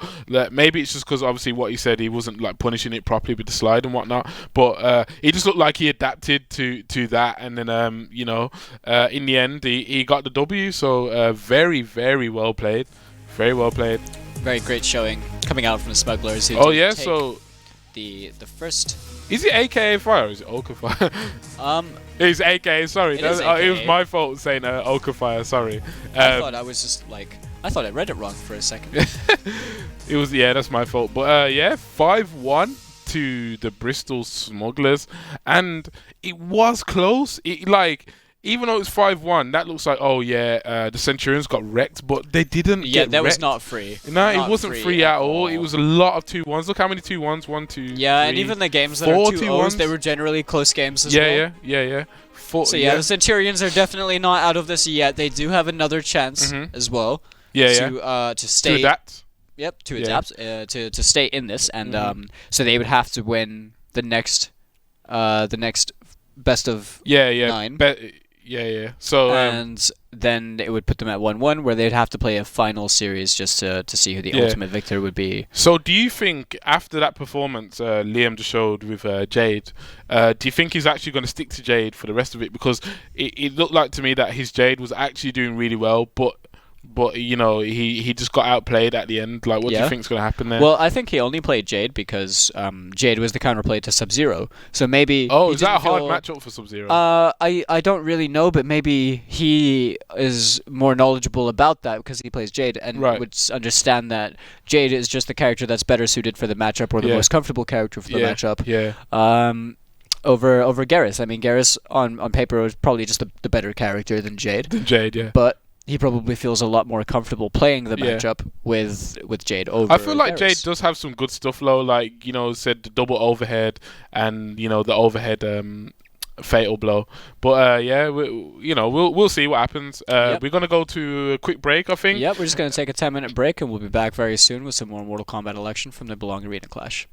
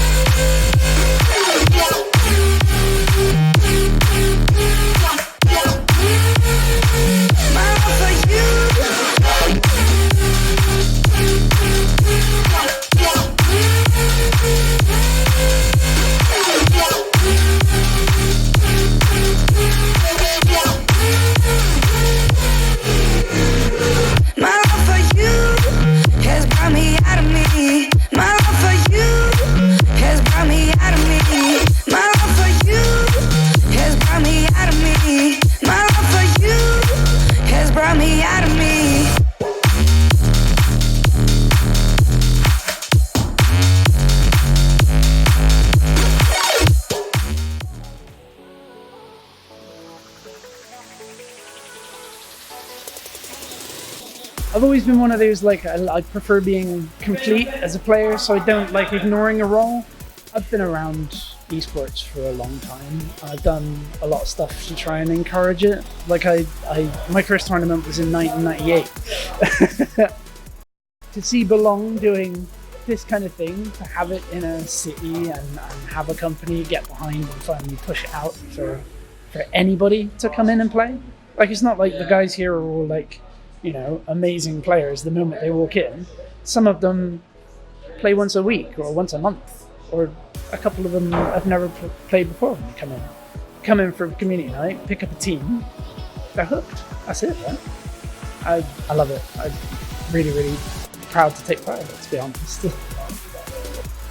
This is mostly grassroots, right? But the thing that's coming out of it, which is really cool for me, as much as it's like a bit beyond my level now, but teams like Stratford and a couple of other teams at the real top of Championship Overwatch. Can't speak for the other leagues as much because I haven't watched them, but I know some of them are getting there as well. But specifically Stratford and a couple of other teams are really getting like semi-pro, pro level gameplay, and it's really, really cool to see that coming out of a grassroots tournament. It means they smash us when they play us, but just to watch them go against the other big teams, it's like watching United and City go against each other. You know, it's really cool.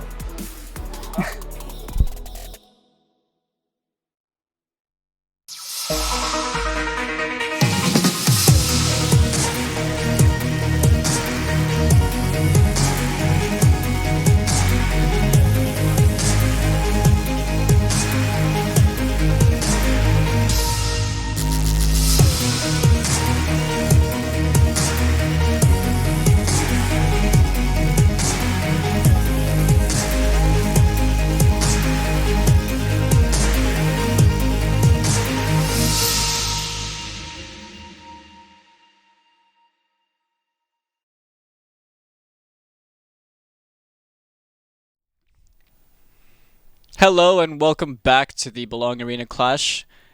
We are in week number 2. I am back with my co-host Dante.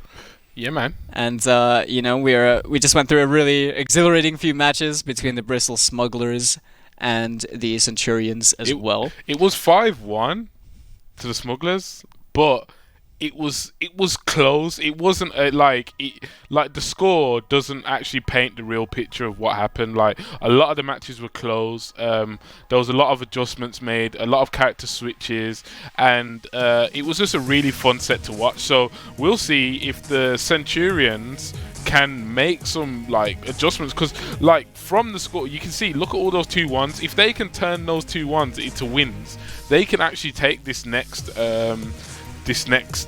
set. Oh yeah, for sure. So Colchester is definitely showing a lot of talent as well in Mortal Kombat. You know, I've not been familiar with these players from before, unless they're using different names.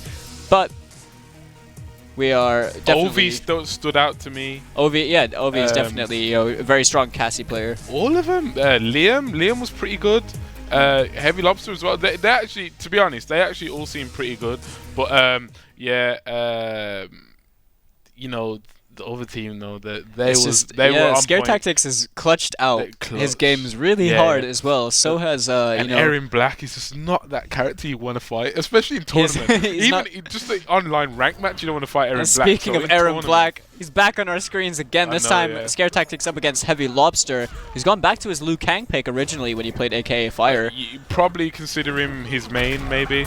Yeah, potentially, but a nice punish with the 4-3-2 into the slide.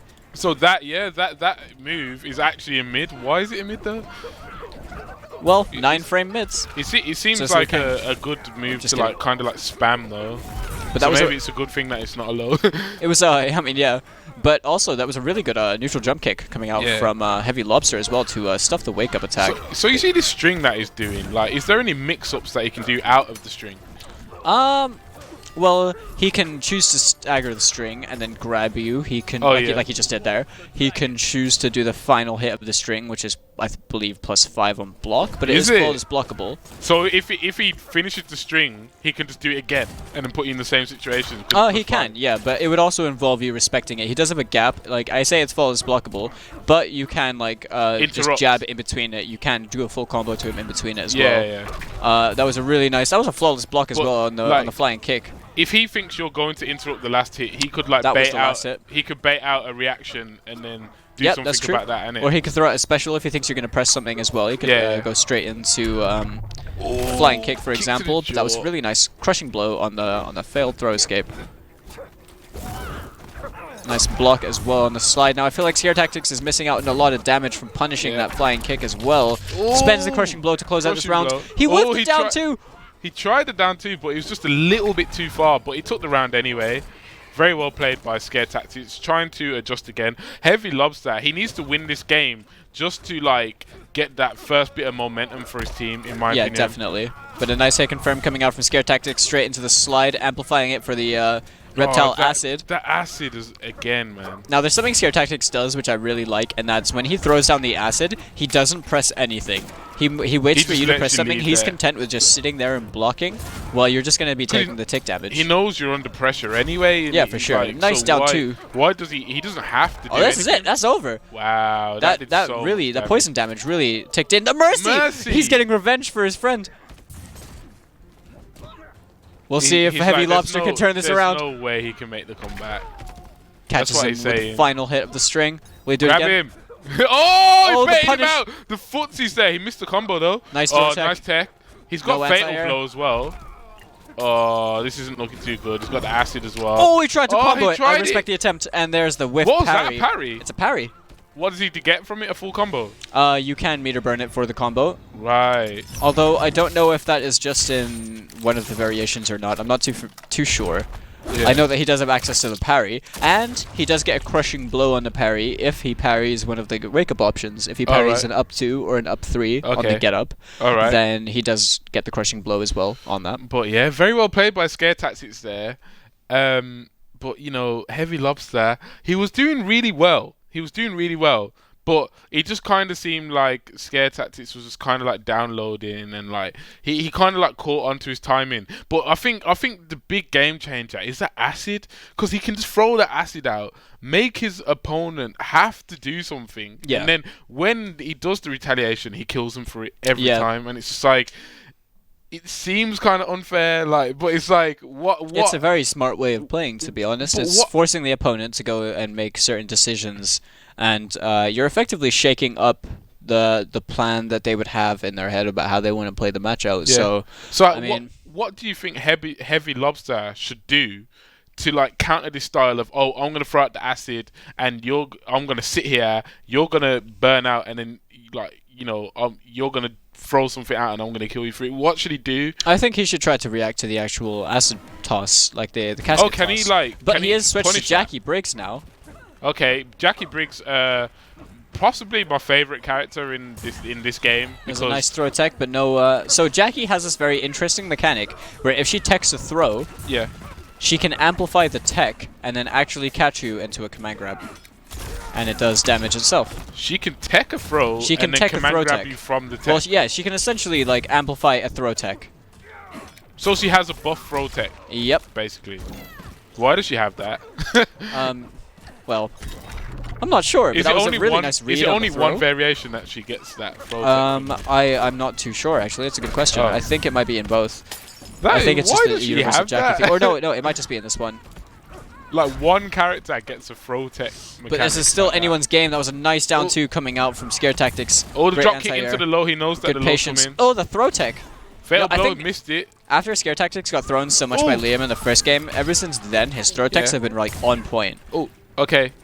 Final hit for both guys. Really he just dashed up through. That was a smart decision. Heavy Lobster, the Jackie pick is working out by the looks of things. Jackie in this game very resembles Bruce Irvin a lot from Tekken. So, you know, you might see a few of those moves.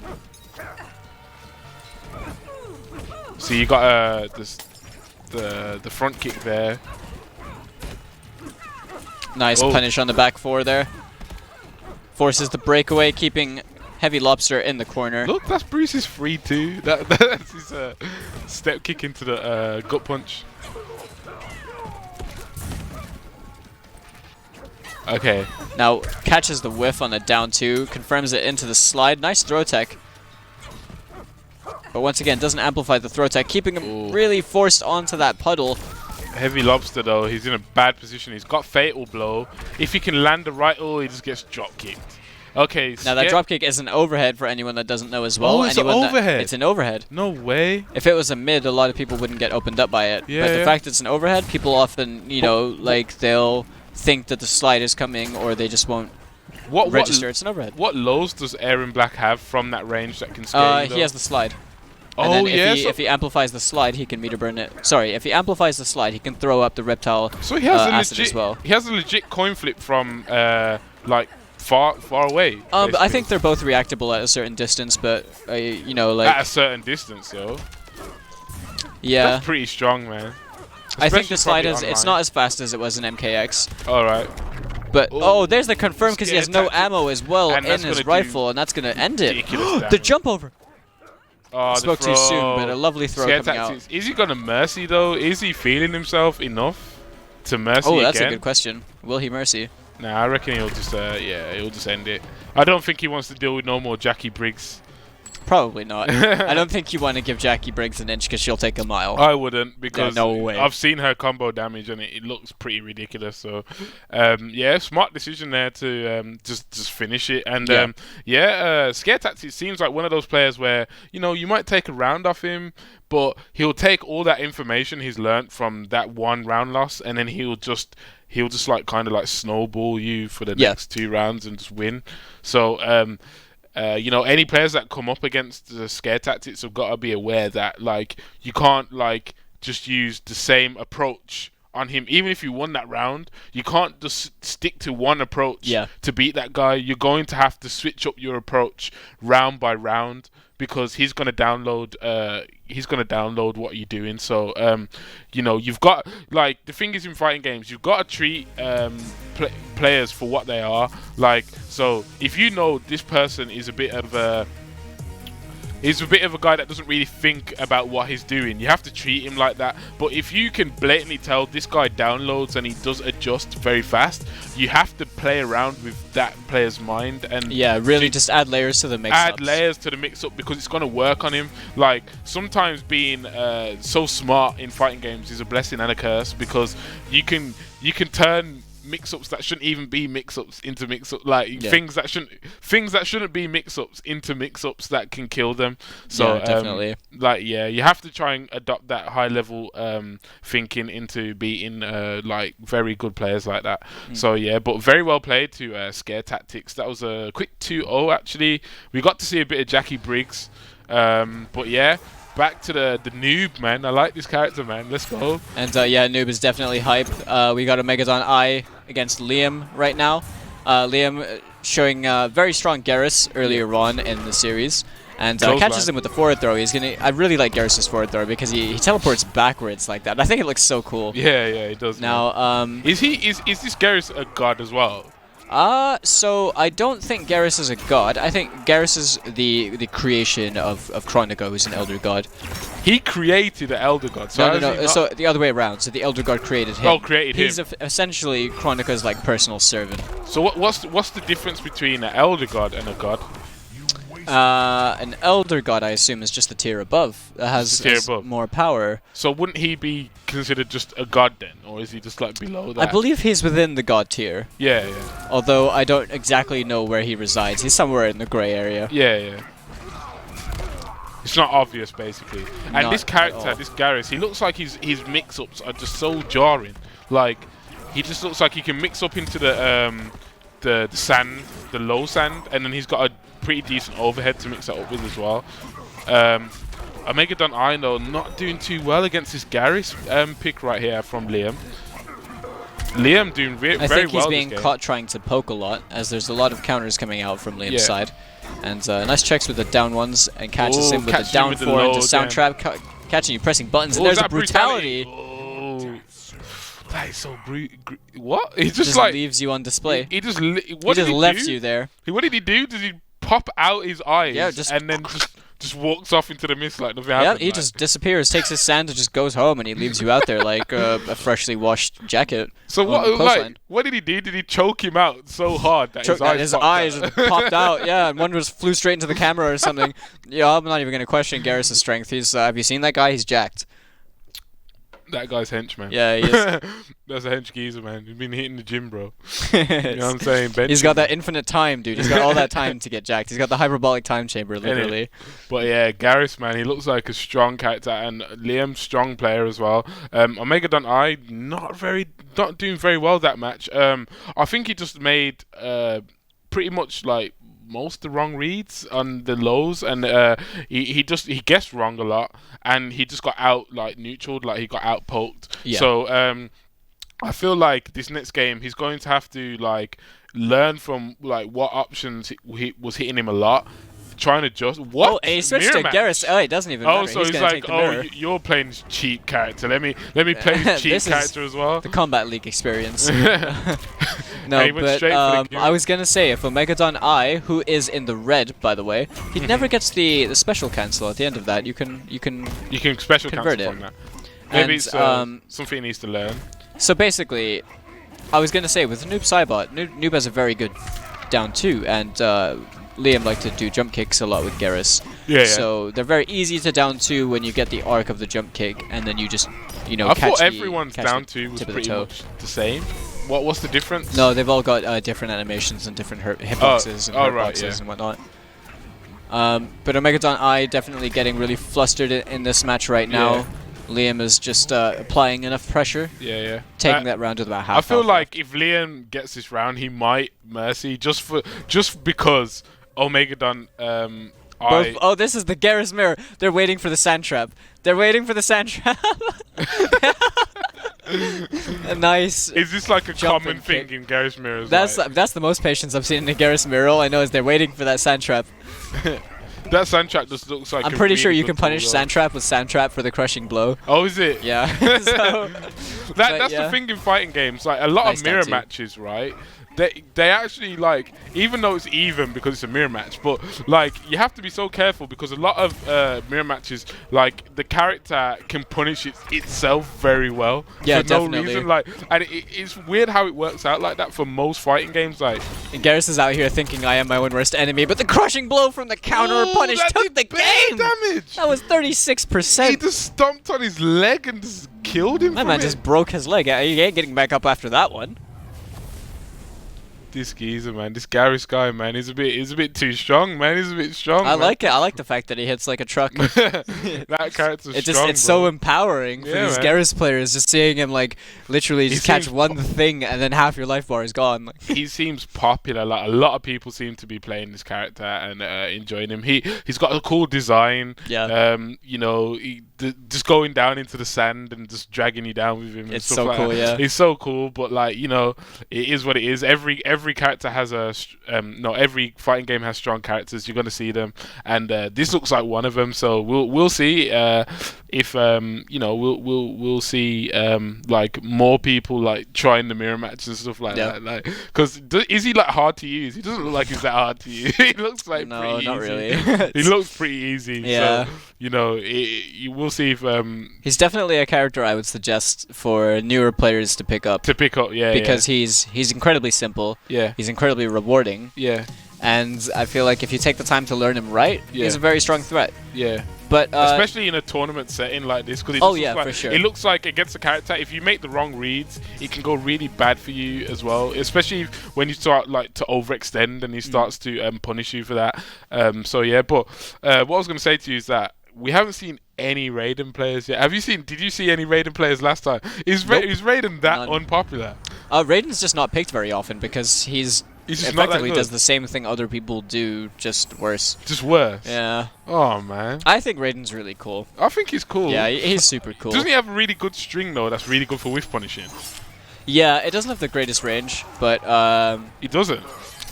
It's not got the greatest range, but it is a good whiff punisher. I thought he's got very solid normals. I thought it had the same range as Her Cassie's elbow. move. Her Oh elbow. no. Is So that got better range? Raiden's doesn't move as far forwards. All right. He Oh, takes yeah, a small fair step enough. forward and strikes out his arm like that. Yeah. But she like fully leaps into it, kind of. But in this match with Ovi and AKA Fire, we do have Variation 2 coming out from Sub-Zero. Now, I love Variation 2. I think it's super Fire, underrated. though, man. This guy is not a geezer you want to mess around with. I think he plays other fighting games very proficiently, to be honest. He's got the right idea, like, a lot of the time. He plays other fighting games proficiently. I think he might. Oh, he Judging might. by the way that he's playing, All right. like, the decision-making that he tries to implement, I think that he might play other fighting games as well. Yo, this stage is sick, though. Look at the arcade machines in the Yep, background. this is the tournament stage. All right. And during Combo Breaker, the back even said Combo Breaker Oh, and everything right, like yeah. that, and the color scheme changed. So do they? So they have a stage like so each like tournament, like big tournament, they'll change the background. Like I think Evo. they will, yeah. That's sick, man. It's very That is sick. so It's sick. about time, and you have the classic machines in the background, but AKA Fire using the Fatal Blow in that round and clutching it out Yeah.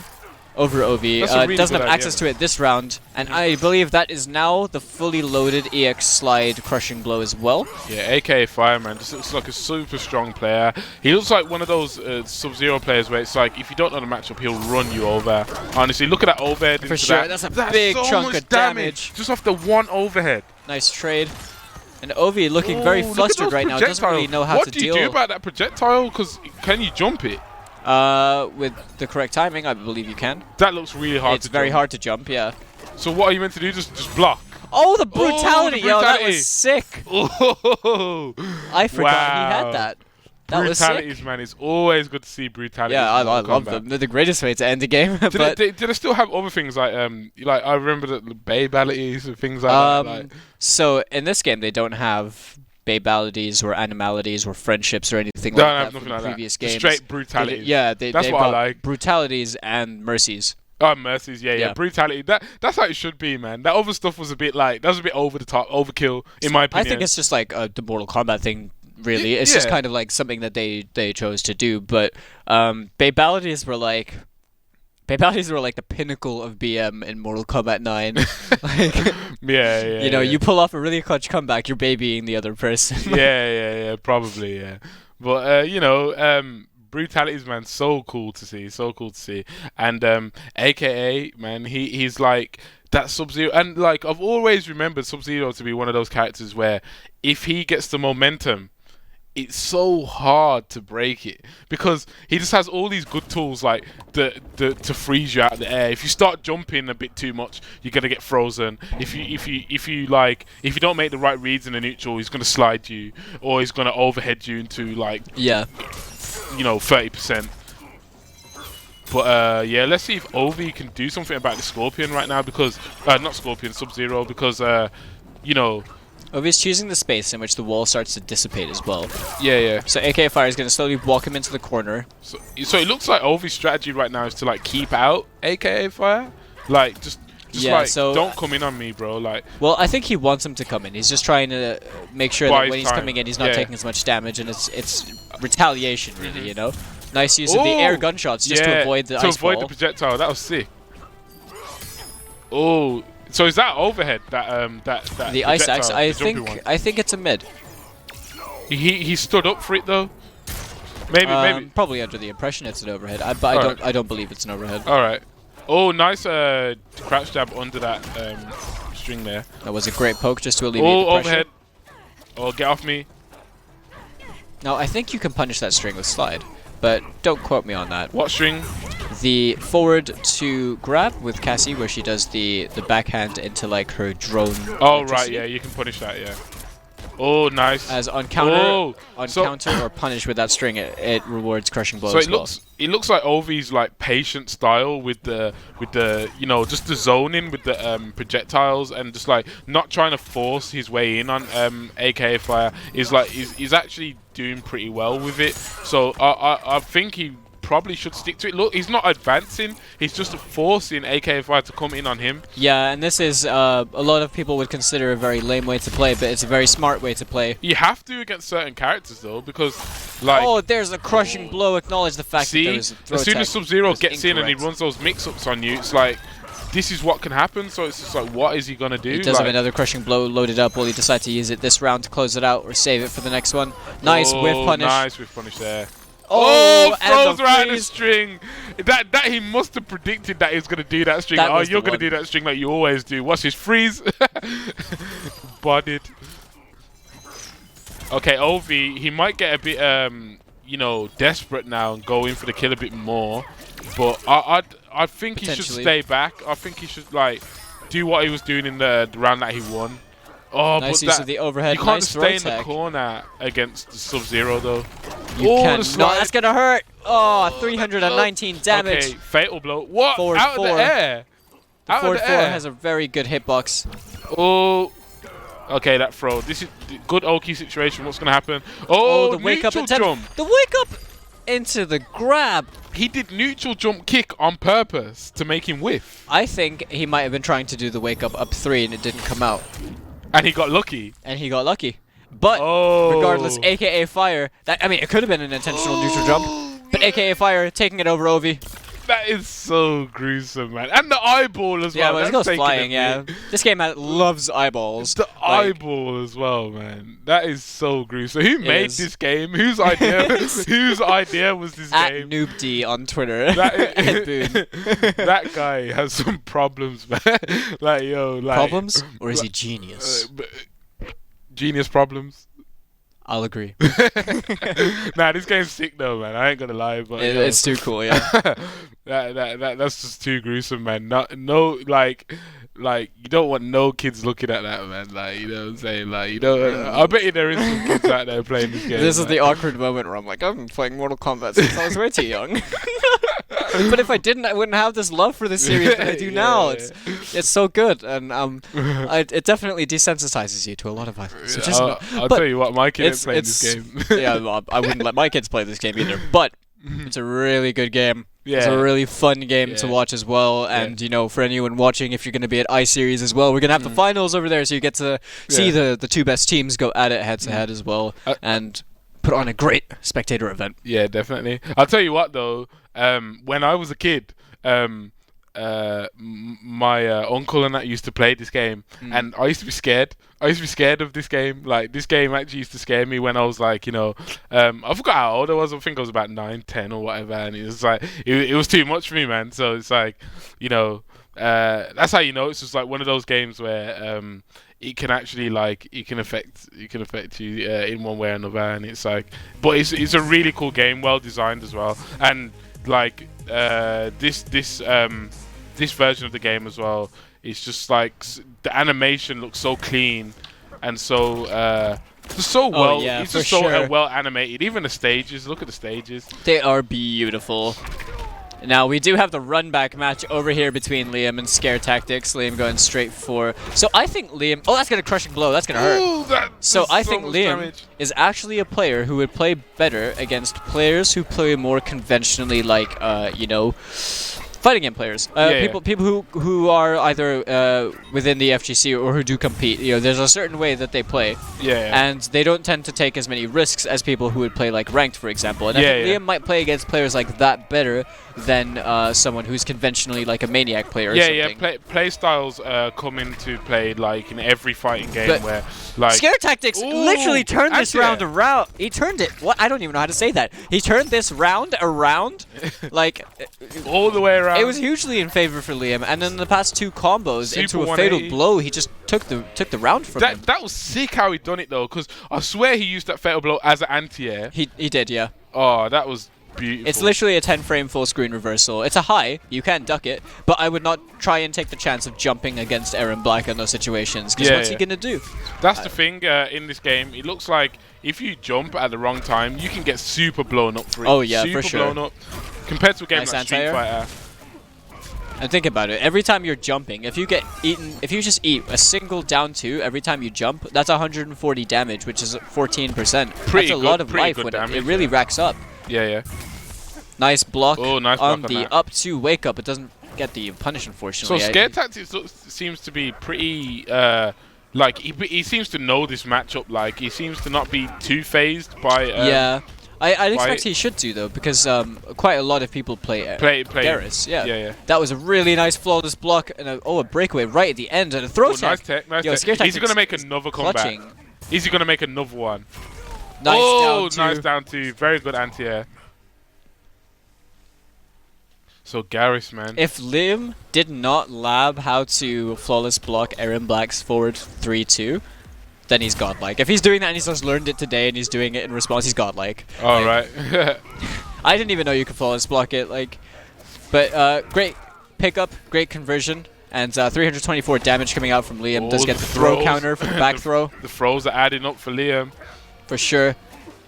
And he And knew again? by staggering the forward 2 over there, it was really smart, staggering the forward 2 over there to make Scare Tactics think he was going to throw Oh, again. the roll though, that was such a smart roll, and he's got him in the acid as well. He does have him in the acid, but he can't afford to be in the acid without being Oh, too nice hasty. anti-air. Is Scare Tactics going to make this comeback again? Is he going to do it? He doesn't have Fatal Blow this time. Liam But he does. could do it though. He just will. needs to make the right decision like twice, and he's won. That's true. Oh, Oh, the flawless nice. block again. The throw. Oh, That's not the going to close throw. it. That's Okay, so close. There's one more hit. Oh, he flawless Liam. blocked the sand trap. Oh, no! my god. Oh, he got the and fatal the trip blow. guard fatal blow. I don't He- know if it was a trip guard. He didn't really press He anything in sucked the air. him in, man. So what does that do? Probably just caught him not blocking.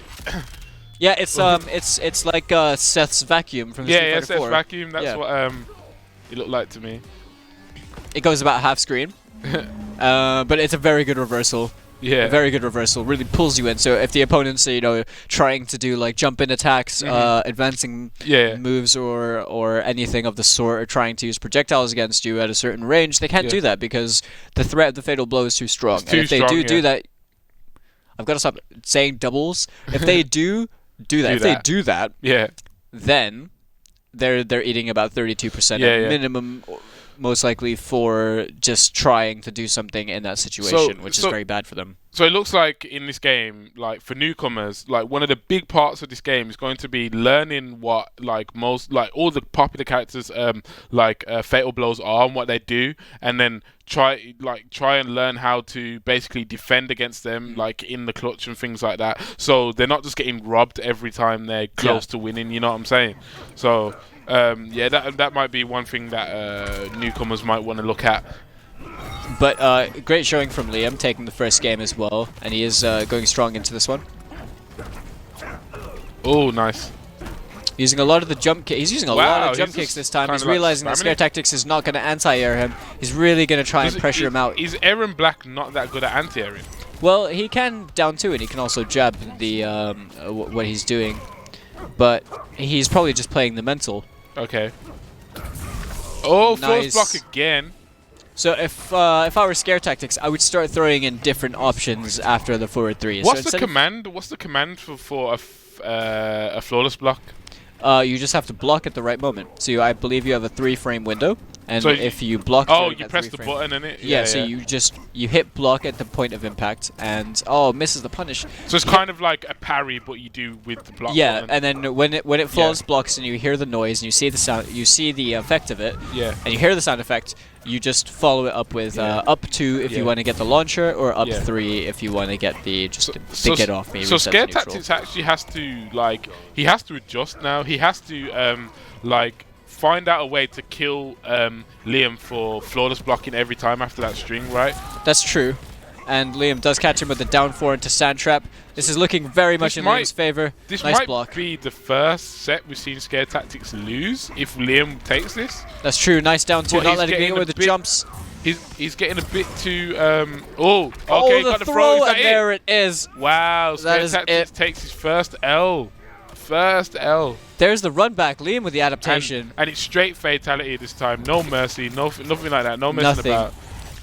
No So- messing about. Just go Wow. straight into it. Really great showing from him. Scare Tactics losing the first set of the night. Come on, his brain and half of his face coming off. What is going on in this game? That is just ridiculous. At least the brain was perfectly intact. It wasn't tattered or It didn't nothing happened. splatter anywhere. It was just perfect. Flying out the head. Crazy, man. But yeah, Scare Tactics took his first out, and and you know what? You know what's crazy about that is that Scare Tactics takes his first L, but Liam showed a very good thing to do in the matchup, which is flawless block, one of the strings that Scare Tactics likes to abuse. So maybe Liam can tell the rest of his team, like, listen, you can flawless block that string, and like try and get them to do, even though like it might take a bit of practice, but it's something that helps a lot in the matchup. Like you can just tell, like the result is there. Like Scare Tactics lost 2-0 straight away when Liam figured out that he can do that. So basically, yeah, 2-2 now. So this is tied up. Yeah, this is a lot closer. So this is a much closer set, and if you know, and it's only Liam that has actually been winning for the Centurion. So he's really come in clutch, hasn't he? He's won both of the sets. So if he can share like his knowledge with the rest of his team, and just like be like, you know, try and encourage them to use more flawless blocks and things like that, and you know, to tell his teammates like some of the habits that the other team have got, then maybe they can actually win this set. And if the Centurions actually win this set, will it go down to one final set of first to two? I'm sure that's how it works. I believe it would play out into a separate set. Is it a separate one? Because for Tekken, if it's 1-1 in sets of you know, the first to two sets, it's then just it will go into a tiebreaker. Yeah, it's a tiebreaker game, first to two. Oh, one best of three. Yeah. So the best of three. And yeah, so either way, like the Centurions are definitely showing a lot more signs of life. Yeah. Now it is a very beneficial thing that when you are playing in the Arena Clash, you are in the same venue as your teammates. Yeah. So you can talk things over with them. You can share tech. You can definitely. share knowledge and things about how to play against other people. Yeah. But you know, the tiebreaker. If it's best of five, so it's the first best to three. Of five. First to three. That makes a lot of sense though, because like first to two, for everything to come down to one first to two set is a bit like, you know, it's a bit harsh in my opinion. Yeah. But first to three, it's a bit more like, okay, you have time to adjust, and then like the best player will win. So like, you know, more likely. But Ovi right now, getting kind of ran over by the noob. So this is the exact same matchups that we were seeing in the first set as well. Nice block as well on the back three grab. I don't know though, but in my opinion, noob just looks like so hard to fight. It looks like his animations just look like they can throw you off. In my opinion. Yeah, well, it's all just about familiarity with the characters. Yeah. Like I could say the same thing about Tekken, where a lot of things would open me up. Will throw you off, yeah. But for you, it's second nature, really, isn't it? Nice down four to check on the high. That's and because in the last set, we did realize that OV won 2-0. Yeah. And Omegadon I is really, you know, he's in a tight situation right now. This is really bad for him. Though. But the up three was great. Up three, yeah, nice. The up three was a really good choice. Yeah. Because I was gonna say it's gonna be a very hard matchup for him while being in the corner, and with Ov actually being at the life deficit, that could be beneficial for him. That looked painful. It was a very good crushing blow that came out from Ov. He tried to wake up roll over there. Was that a mid-low string from Noob side? Like it's I believe it's a high-low. A high-low. Yeah, it goes into a low as the final hit. Sorry, the second hit. Get out of here, uppercut. Nice launch there. Great confirm. Big drops damage. The combo. What? He could have got more after that. What? Cassie does loads of damage, man. Oh, Omegadon I with the hit confirm. Oh, look, he's trying to cheese him out with that string again. Yep. Oh, but Ovi. Oh, the whiff punish with the fatal blow. This is not going to kill, but it's going to be really close. Drop kick. Slam. Oh, the stomp. Into the sickle. Okay, That's where the real damage comes in. That's so close. More or less. One more poke each. Went for the string. Oh, the string again. He could have ducked under that and punished it.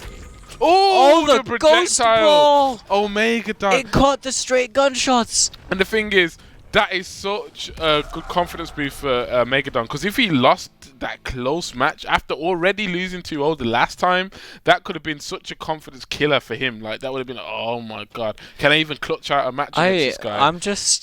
I honestly, I don't think straight gunshot is really the choice that you want to go for in terms of projectiles over there, even when the game is that close, because you want to really be fishing for the noob teleport or something like that. Something he can use to just instantly react and snap to it and take the round. Like, the low gunshot would have been better on reaction to the ghost ball, as it will go straight over you. And you can low profile it and you potentially trade. So bad decision in your opinion? I think it was a bad decision, but I think that he's very aware of it. It could have been literally anything, just one of those momentary decisions that you make, and you're like, oh no, I messed up. It's like one of those kind of like second nature, like, oh, let me just do my straight gunshot. But it's not the end of the world, because it was only just the first game. But it seems like the thing is about Cassie, she seems strong, but it seems like she's a very simple kind of character that you can kind of learn the matchup really quickly. So the matchup is really easy to learn. Dealing with the matchup is not. It's like obviously she's a really strong character. Like, but she's very linear. But like she doesn't look like she has the most options in the world. Like, you've got to deal with that string first of all, and then maybe deal with her projectiles, and then go from there maybe, innit? Oh, that's but true. the Nice high-low string forces the breakaway. That's no defensive bars for Ovi. And look at the confidence boost that last win has given Omegadon. He's like kind of dominating this match right now. That's true. Now you see the wall on the left-hand side. That's the corner. Yeah. You'll realize that it is also an interactable, but there's two ways you can use it. So one is to run and jump off it like that. Right. And the other way is to run and do a dive kick off it. Right. And that's exclusive to this stage. It's only wall-based interactables can do that. Right. So there's a few stages that have wall-based. Yeah, that's correct. Okay, fair enough. Megadon I. Whoa, that down. Nice anti-air. That was weird because that it was a like strange he was on the hitbox. other side. Yeah. Meanwhile, I whiff down twos all the time with Cassie. Oh, the kick to the chest. Was that counter hit? Is that why it did that? So that only applies if the last glow kick connects. Oh right, yeah. But Omegadon I looking a bit flustered over here. Yeah, a little bit. This could even be a throwaway round, if anything, but he's not going to give up just yet. Oh, nice tech though. OV not going down without a fight. Nice use of projectiles the air there. gun shots and the teleport. Teleport. Puts Ovi in the corner, forces the breakaway. Drops the combo. And down jab. Oh, he got a bit anxious there. And now that was a very good round for Ovi. It was also a good round for Megadon I because he kept his fatal blow. He keeps the good positioning on the screen over here. Yeah. And he's forced Ovi to use his two defensive bars. Ovi's now built back one. He needs to do something about that that string because from what I'm seeing, Ovi is using the 3 hits into the high a lot. And he's not really mixing it up too much. Nice teleport. He should force Ovi to at least mix it up. That's true, but it depends on the threat of the other player. Really, instilling the fear into you. Oh my god, I really like... The high-low catching him out once again. He's on the verge of taking this match right here, right now, he's into the teleport. Nice. Omegadon gets his run back. Was that another two? Was that a 2-0? Yeah, so this is just the run back series, isn't it? Liam got the 2-0 on Scare Tactics. Yeah.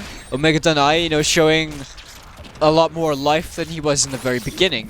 Showing a very strong play with Cassie. Sorry, with Noob against Cassie. In a matchup that he clearly seemed to struggle with earlier on, making definitely the adaptations and whatnot.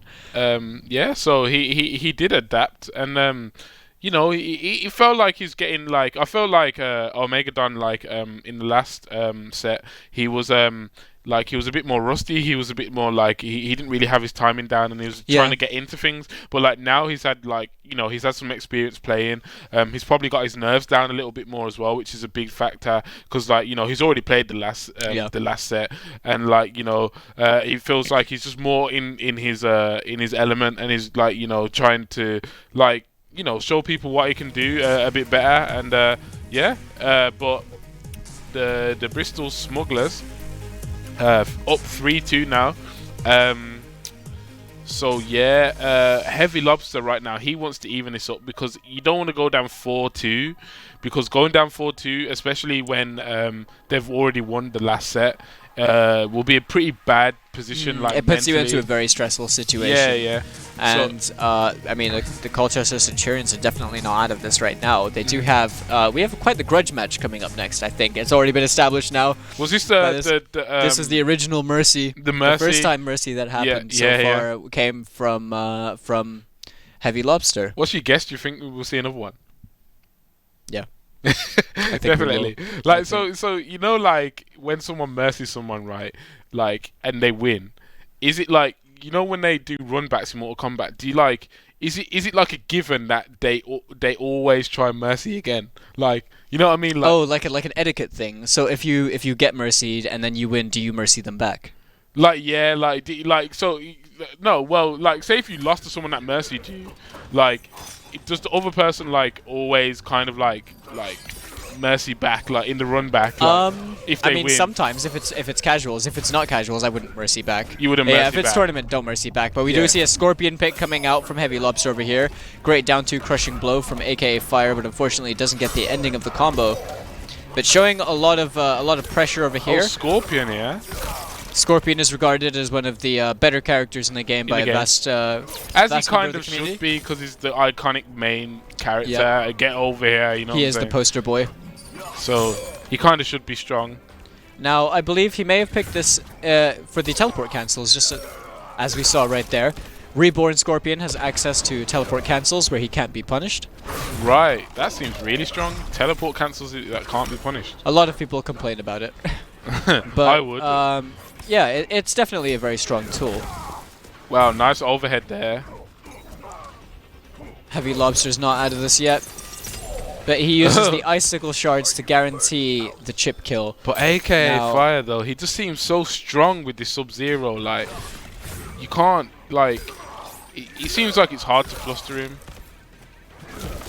I Whoa. feel like AKA Fire is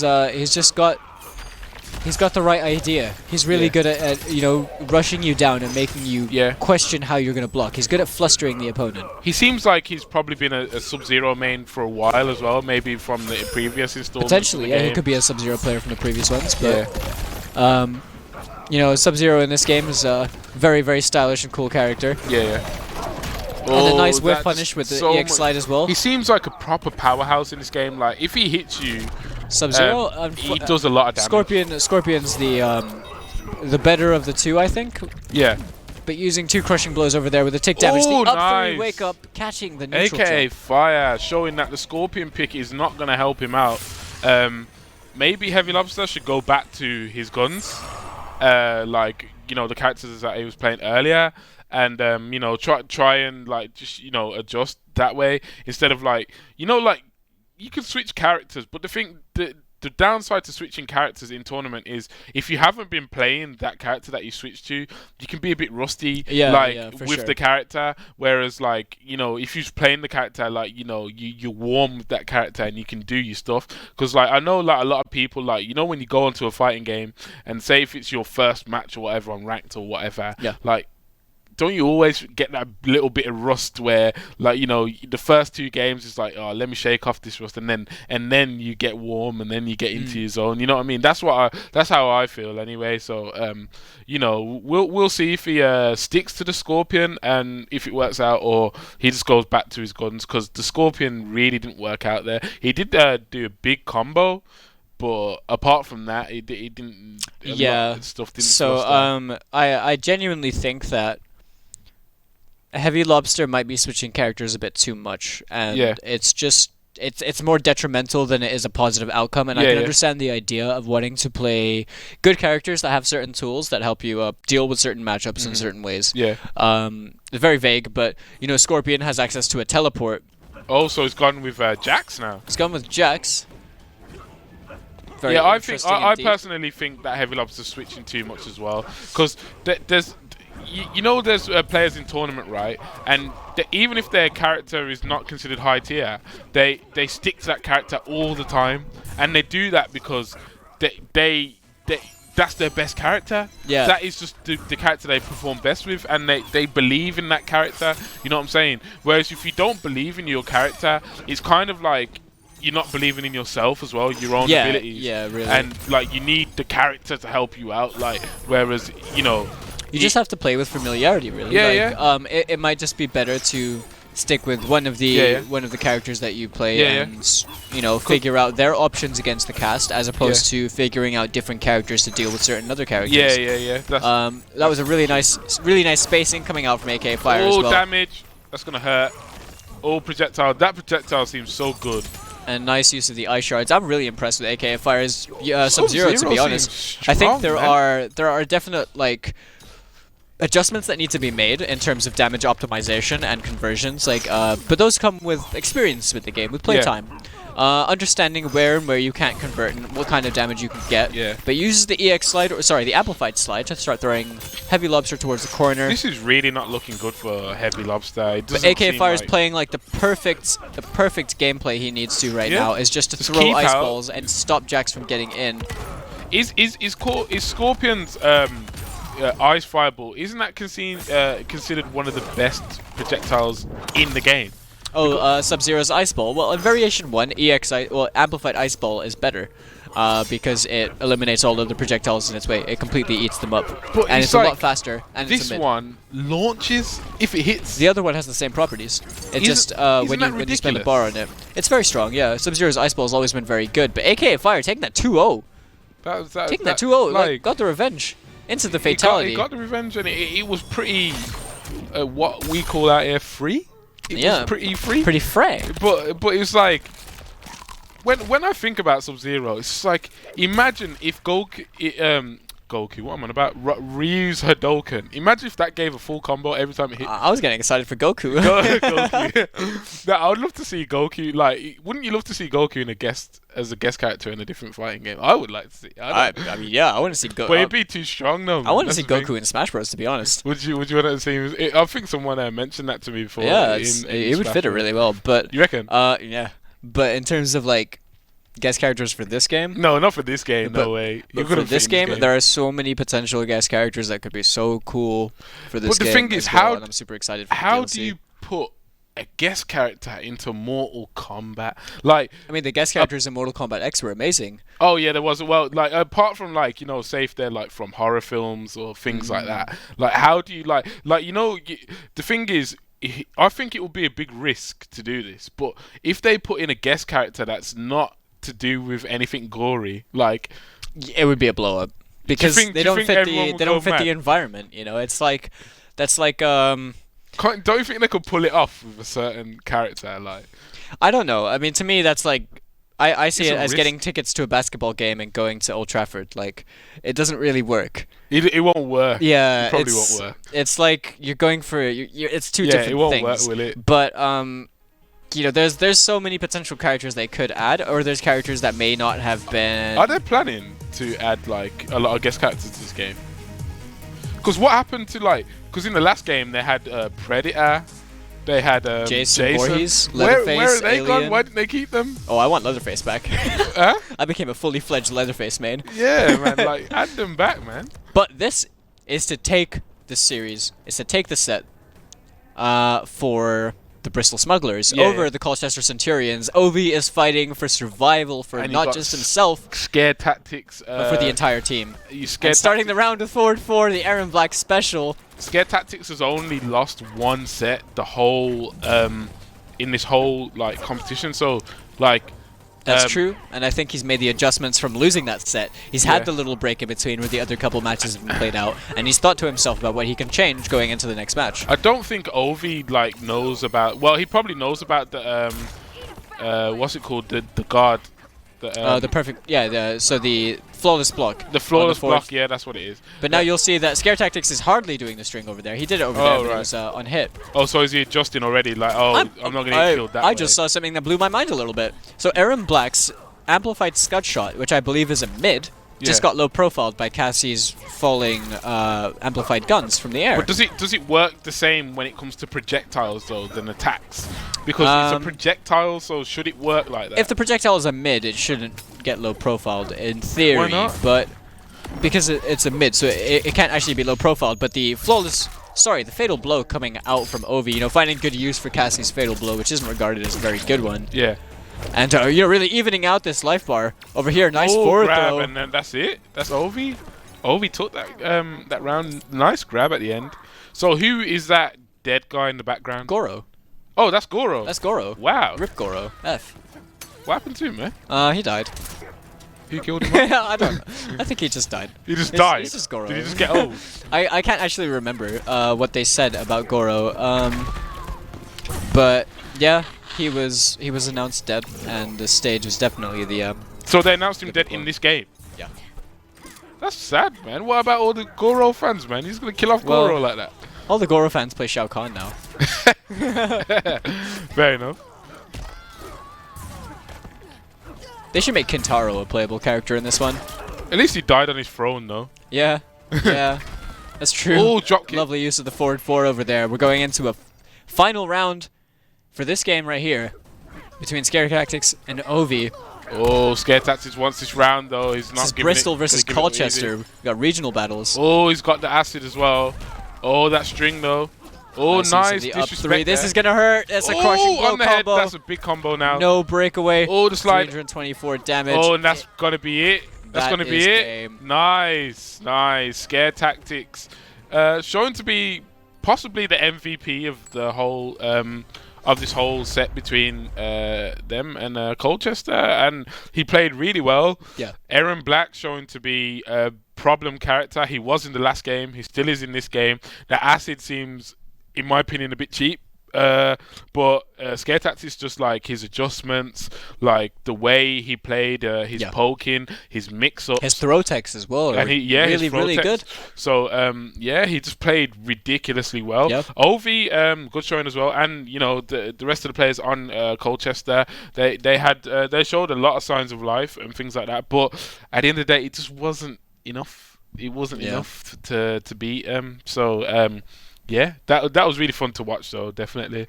Yeah, Scare Tactics definitely putting on a show, but we cannot, discredit any of the other players on the Bristol Smugglers as we go into the final game over here. Yeah. So, if Scare Tactics wins this game, the Bristol Smugglers will take the win over the Colchester Centurions in the group stages. But a nice use of the crushing blow comes from a counter or a punish using Aaron Black's 2-1-2-1-2 string.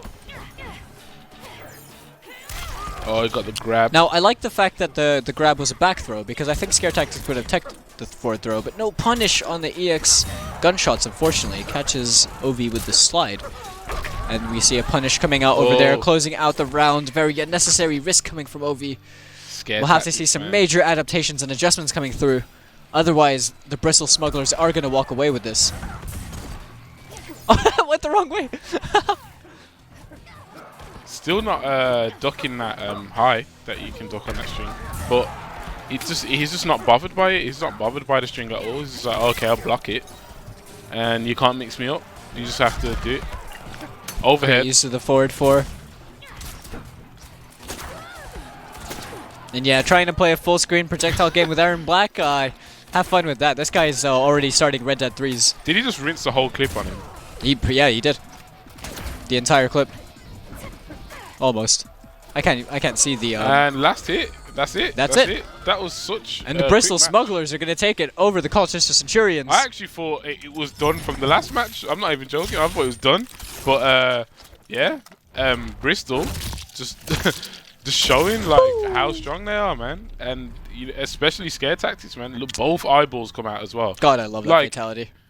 Does every fatality do something with the eyeballs? Like, a lot of them do something with the eyeballs. Yeah. I urge you to not watch any fatalities. Just let them unfold. Let it be a blind reaction every time we're casting and stuff. So every time you see them on stream, we'll be like, "Whoa! Whoa, I've never seen that before." It'd be great.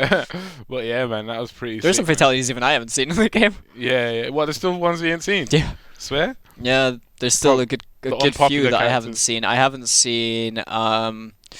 Let's see. Actually, no. I think I've seen most of them by this point.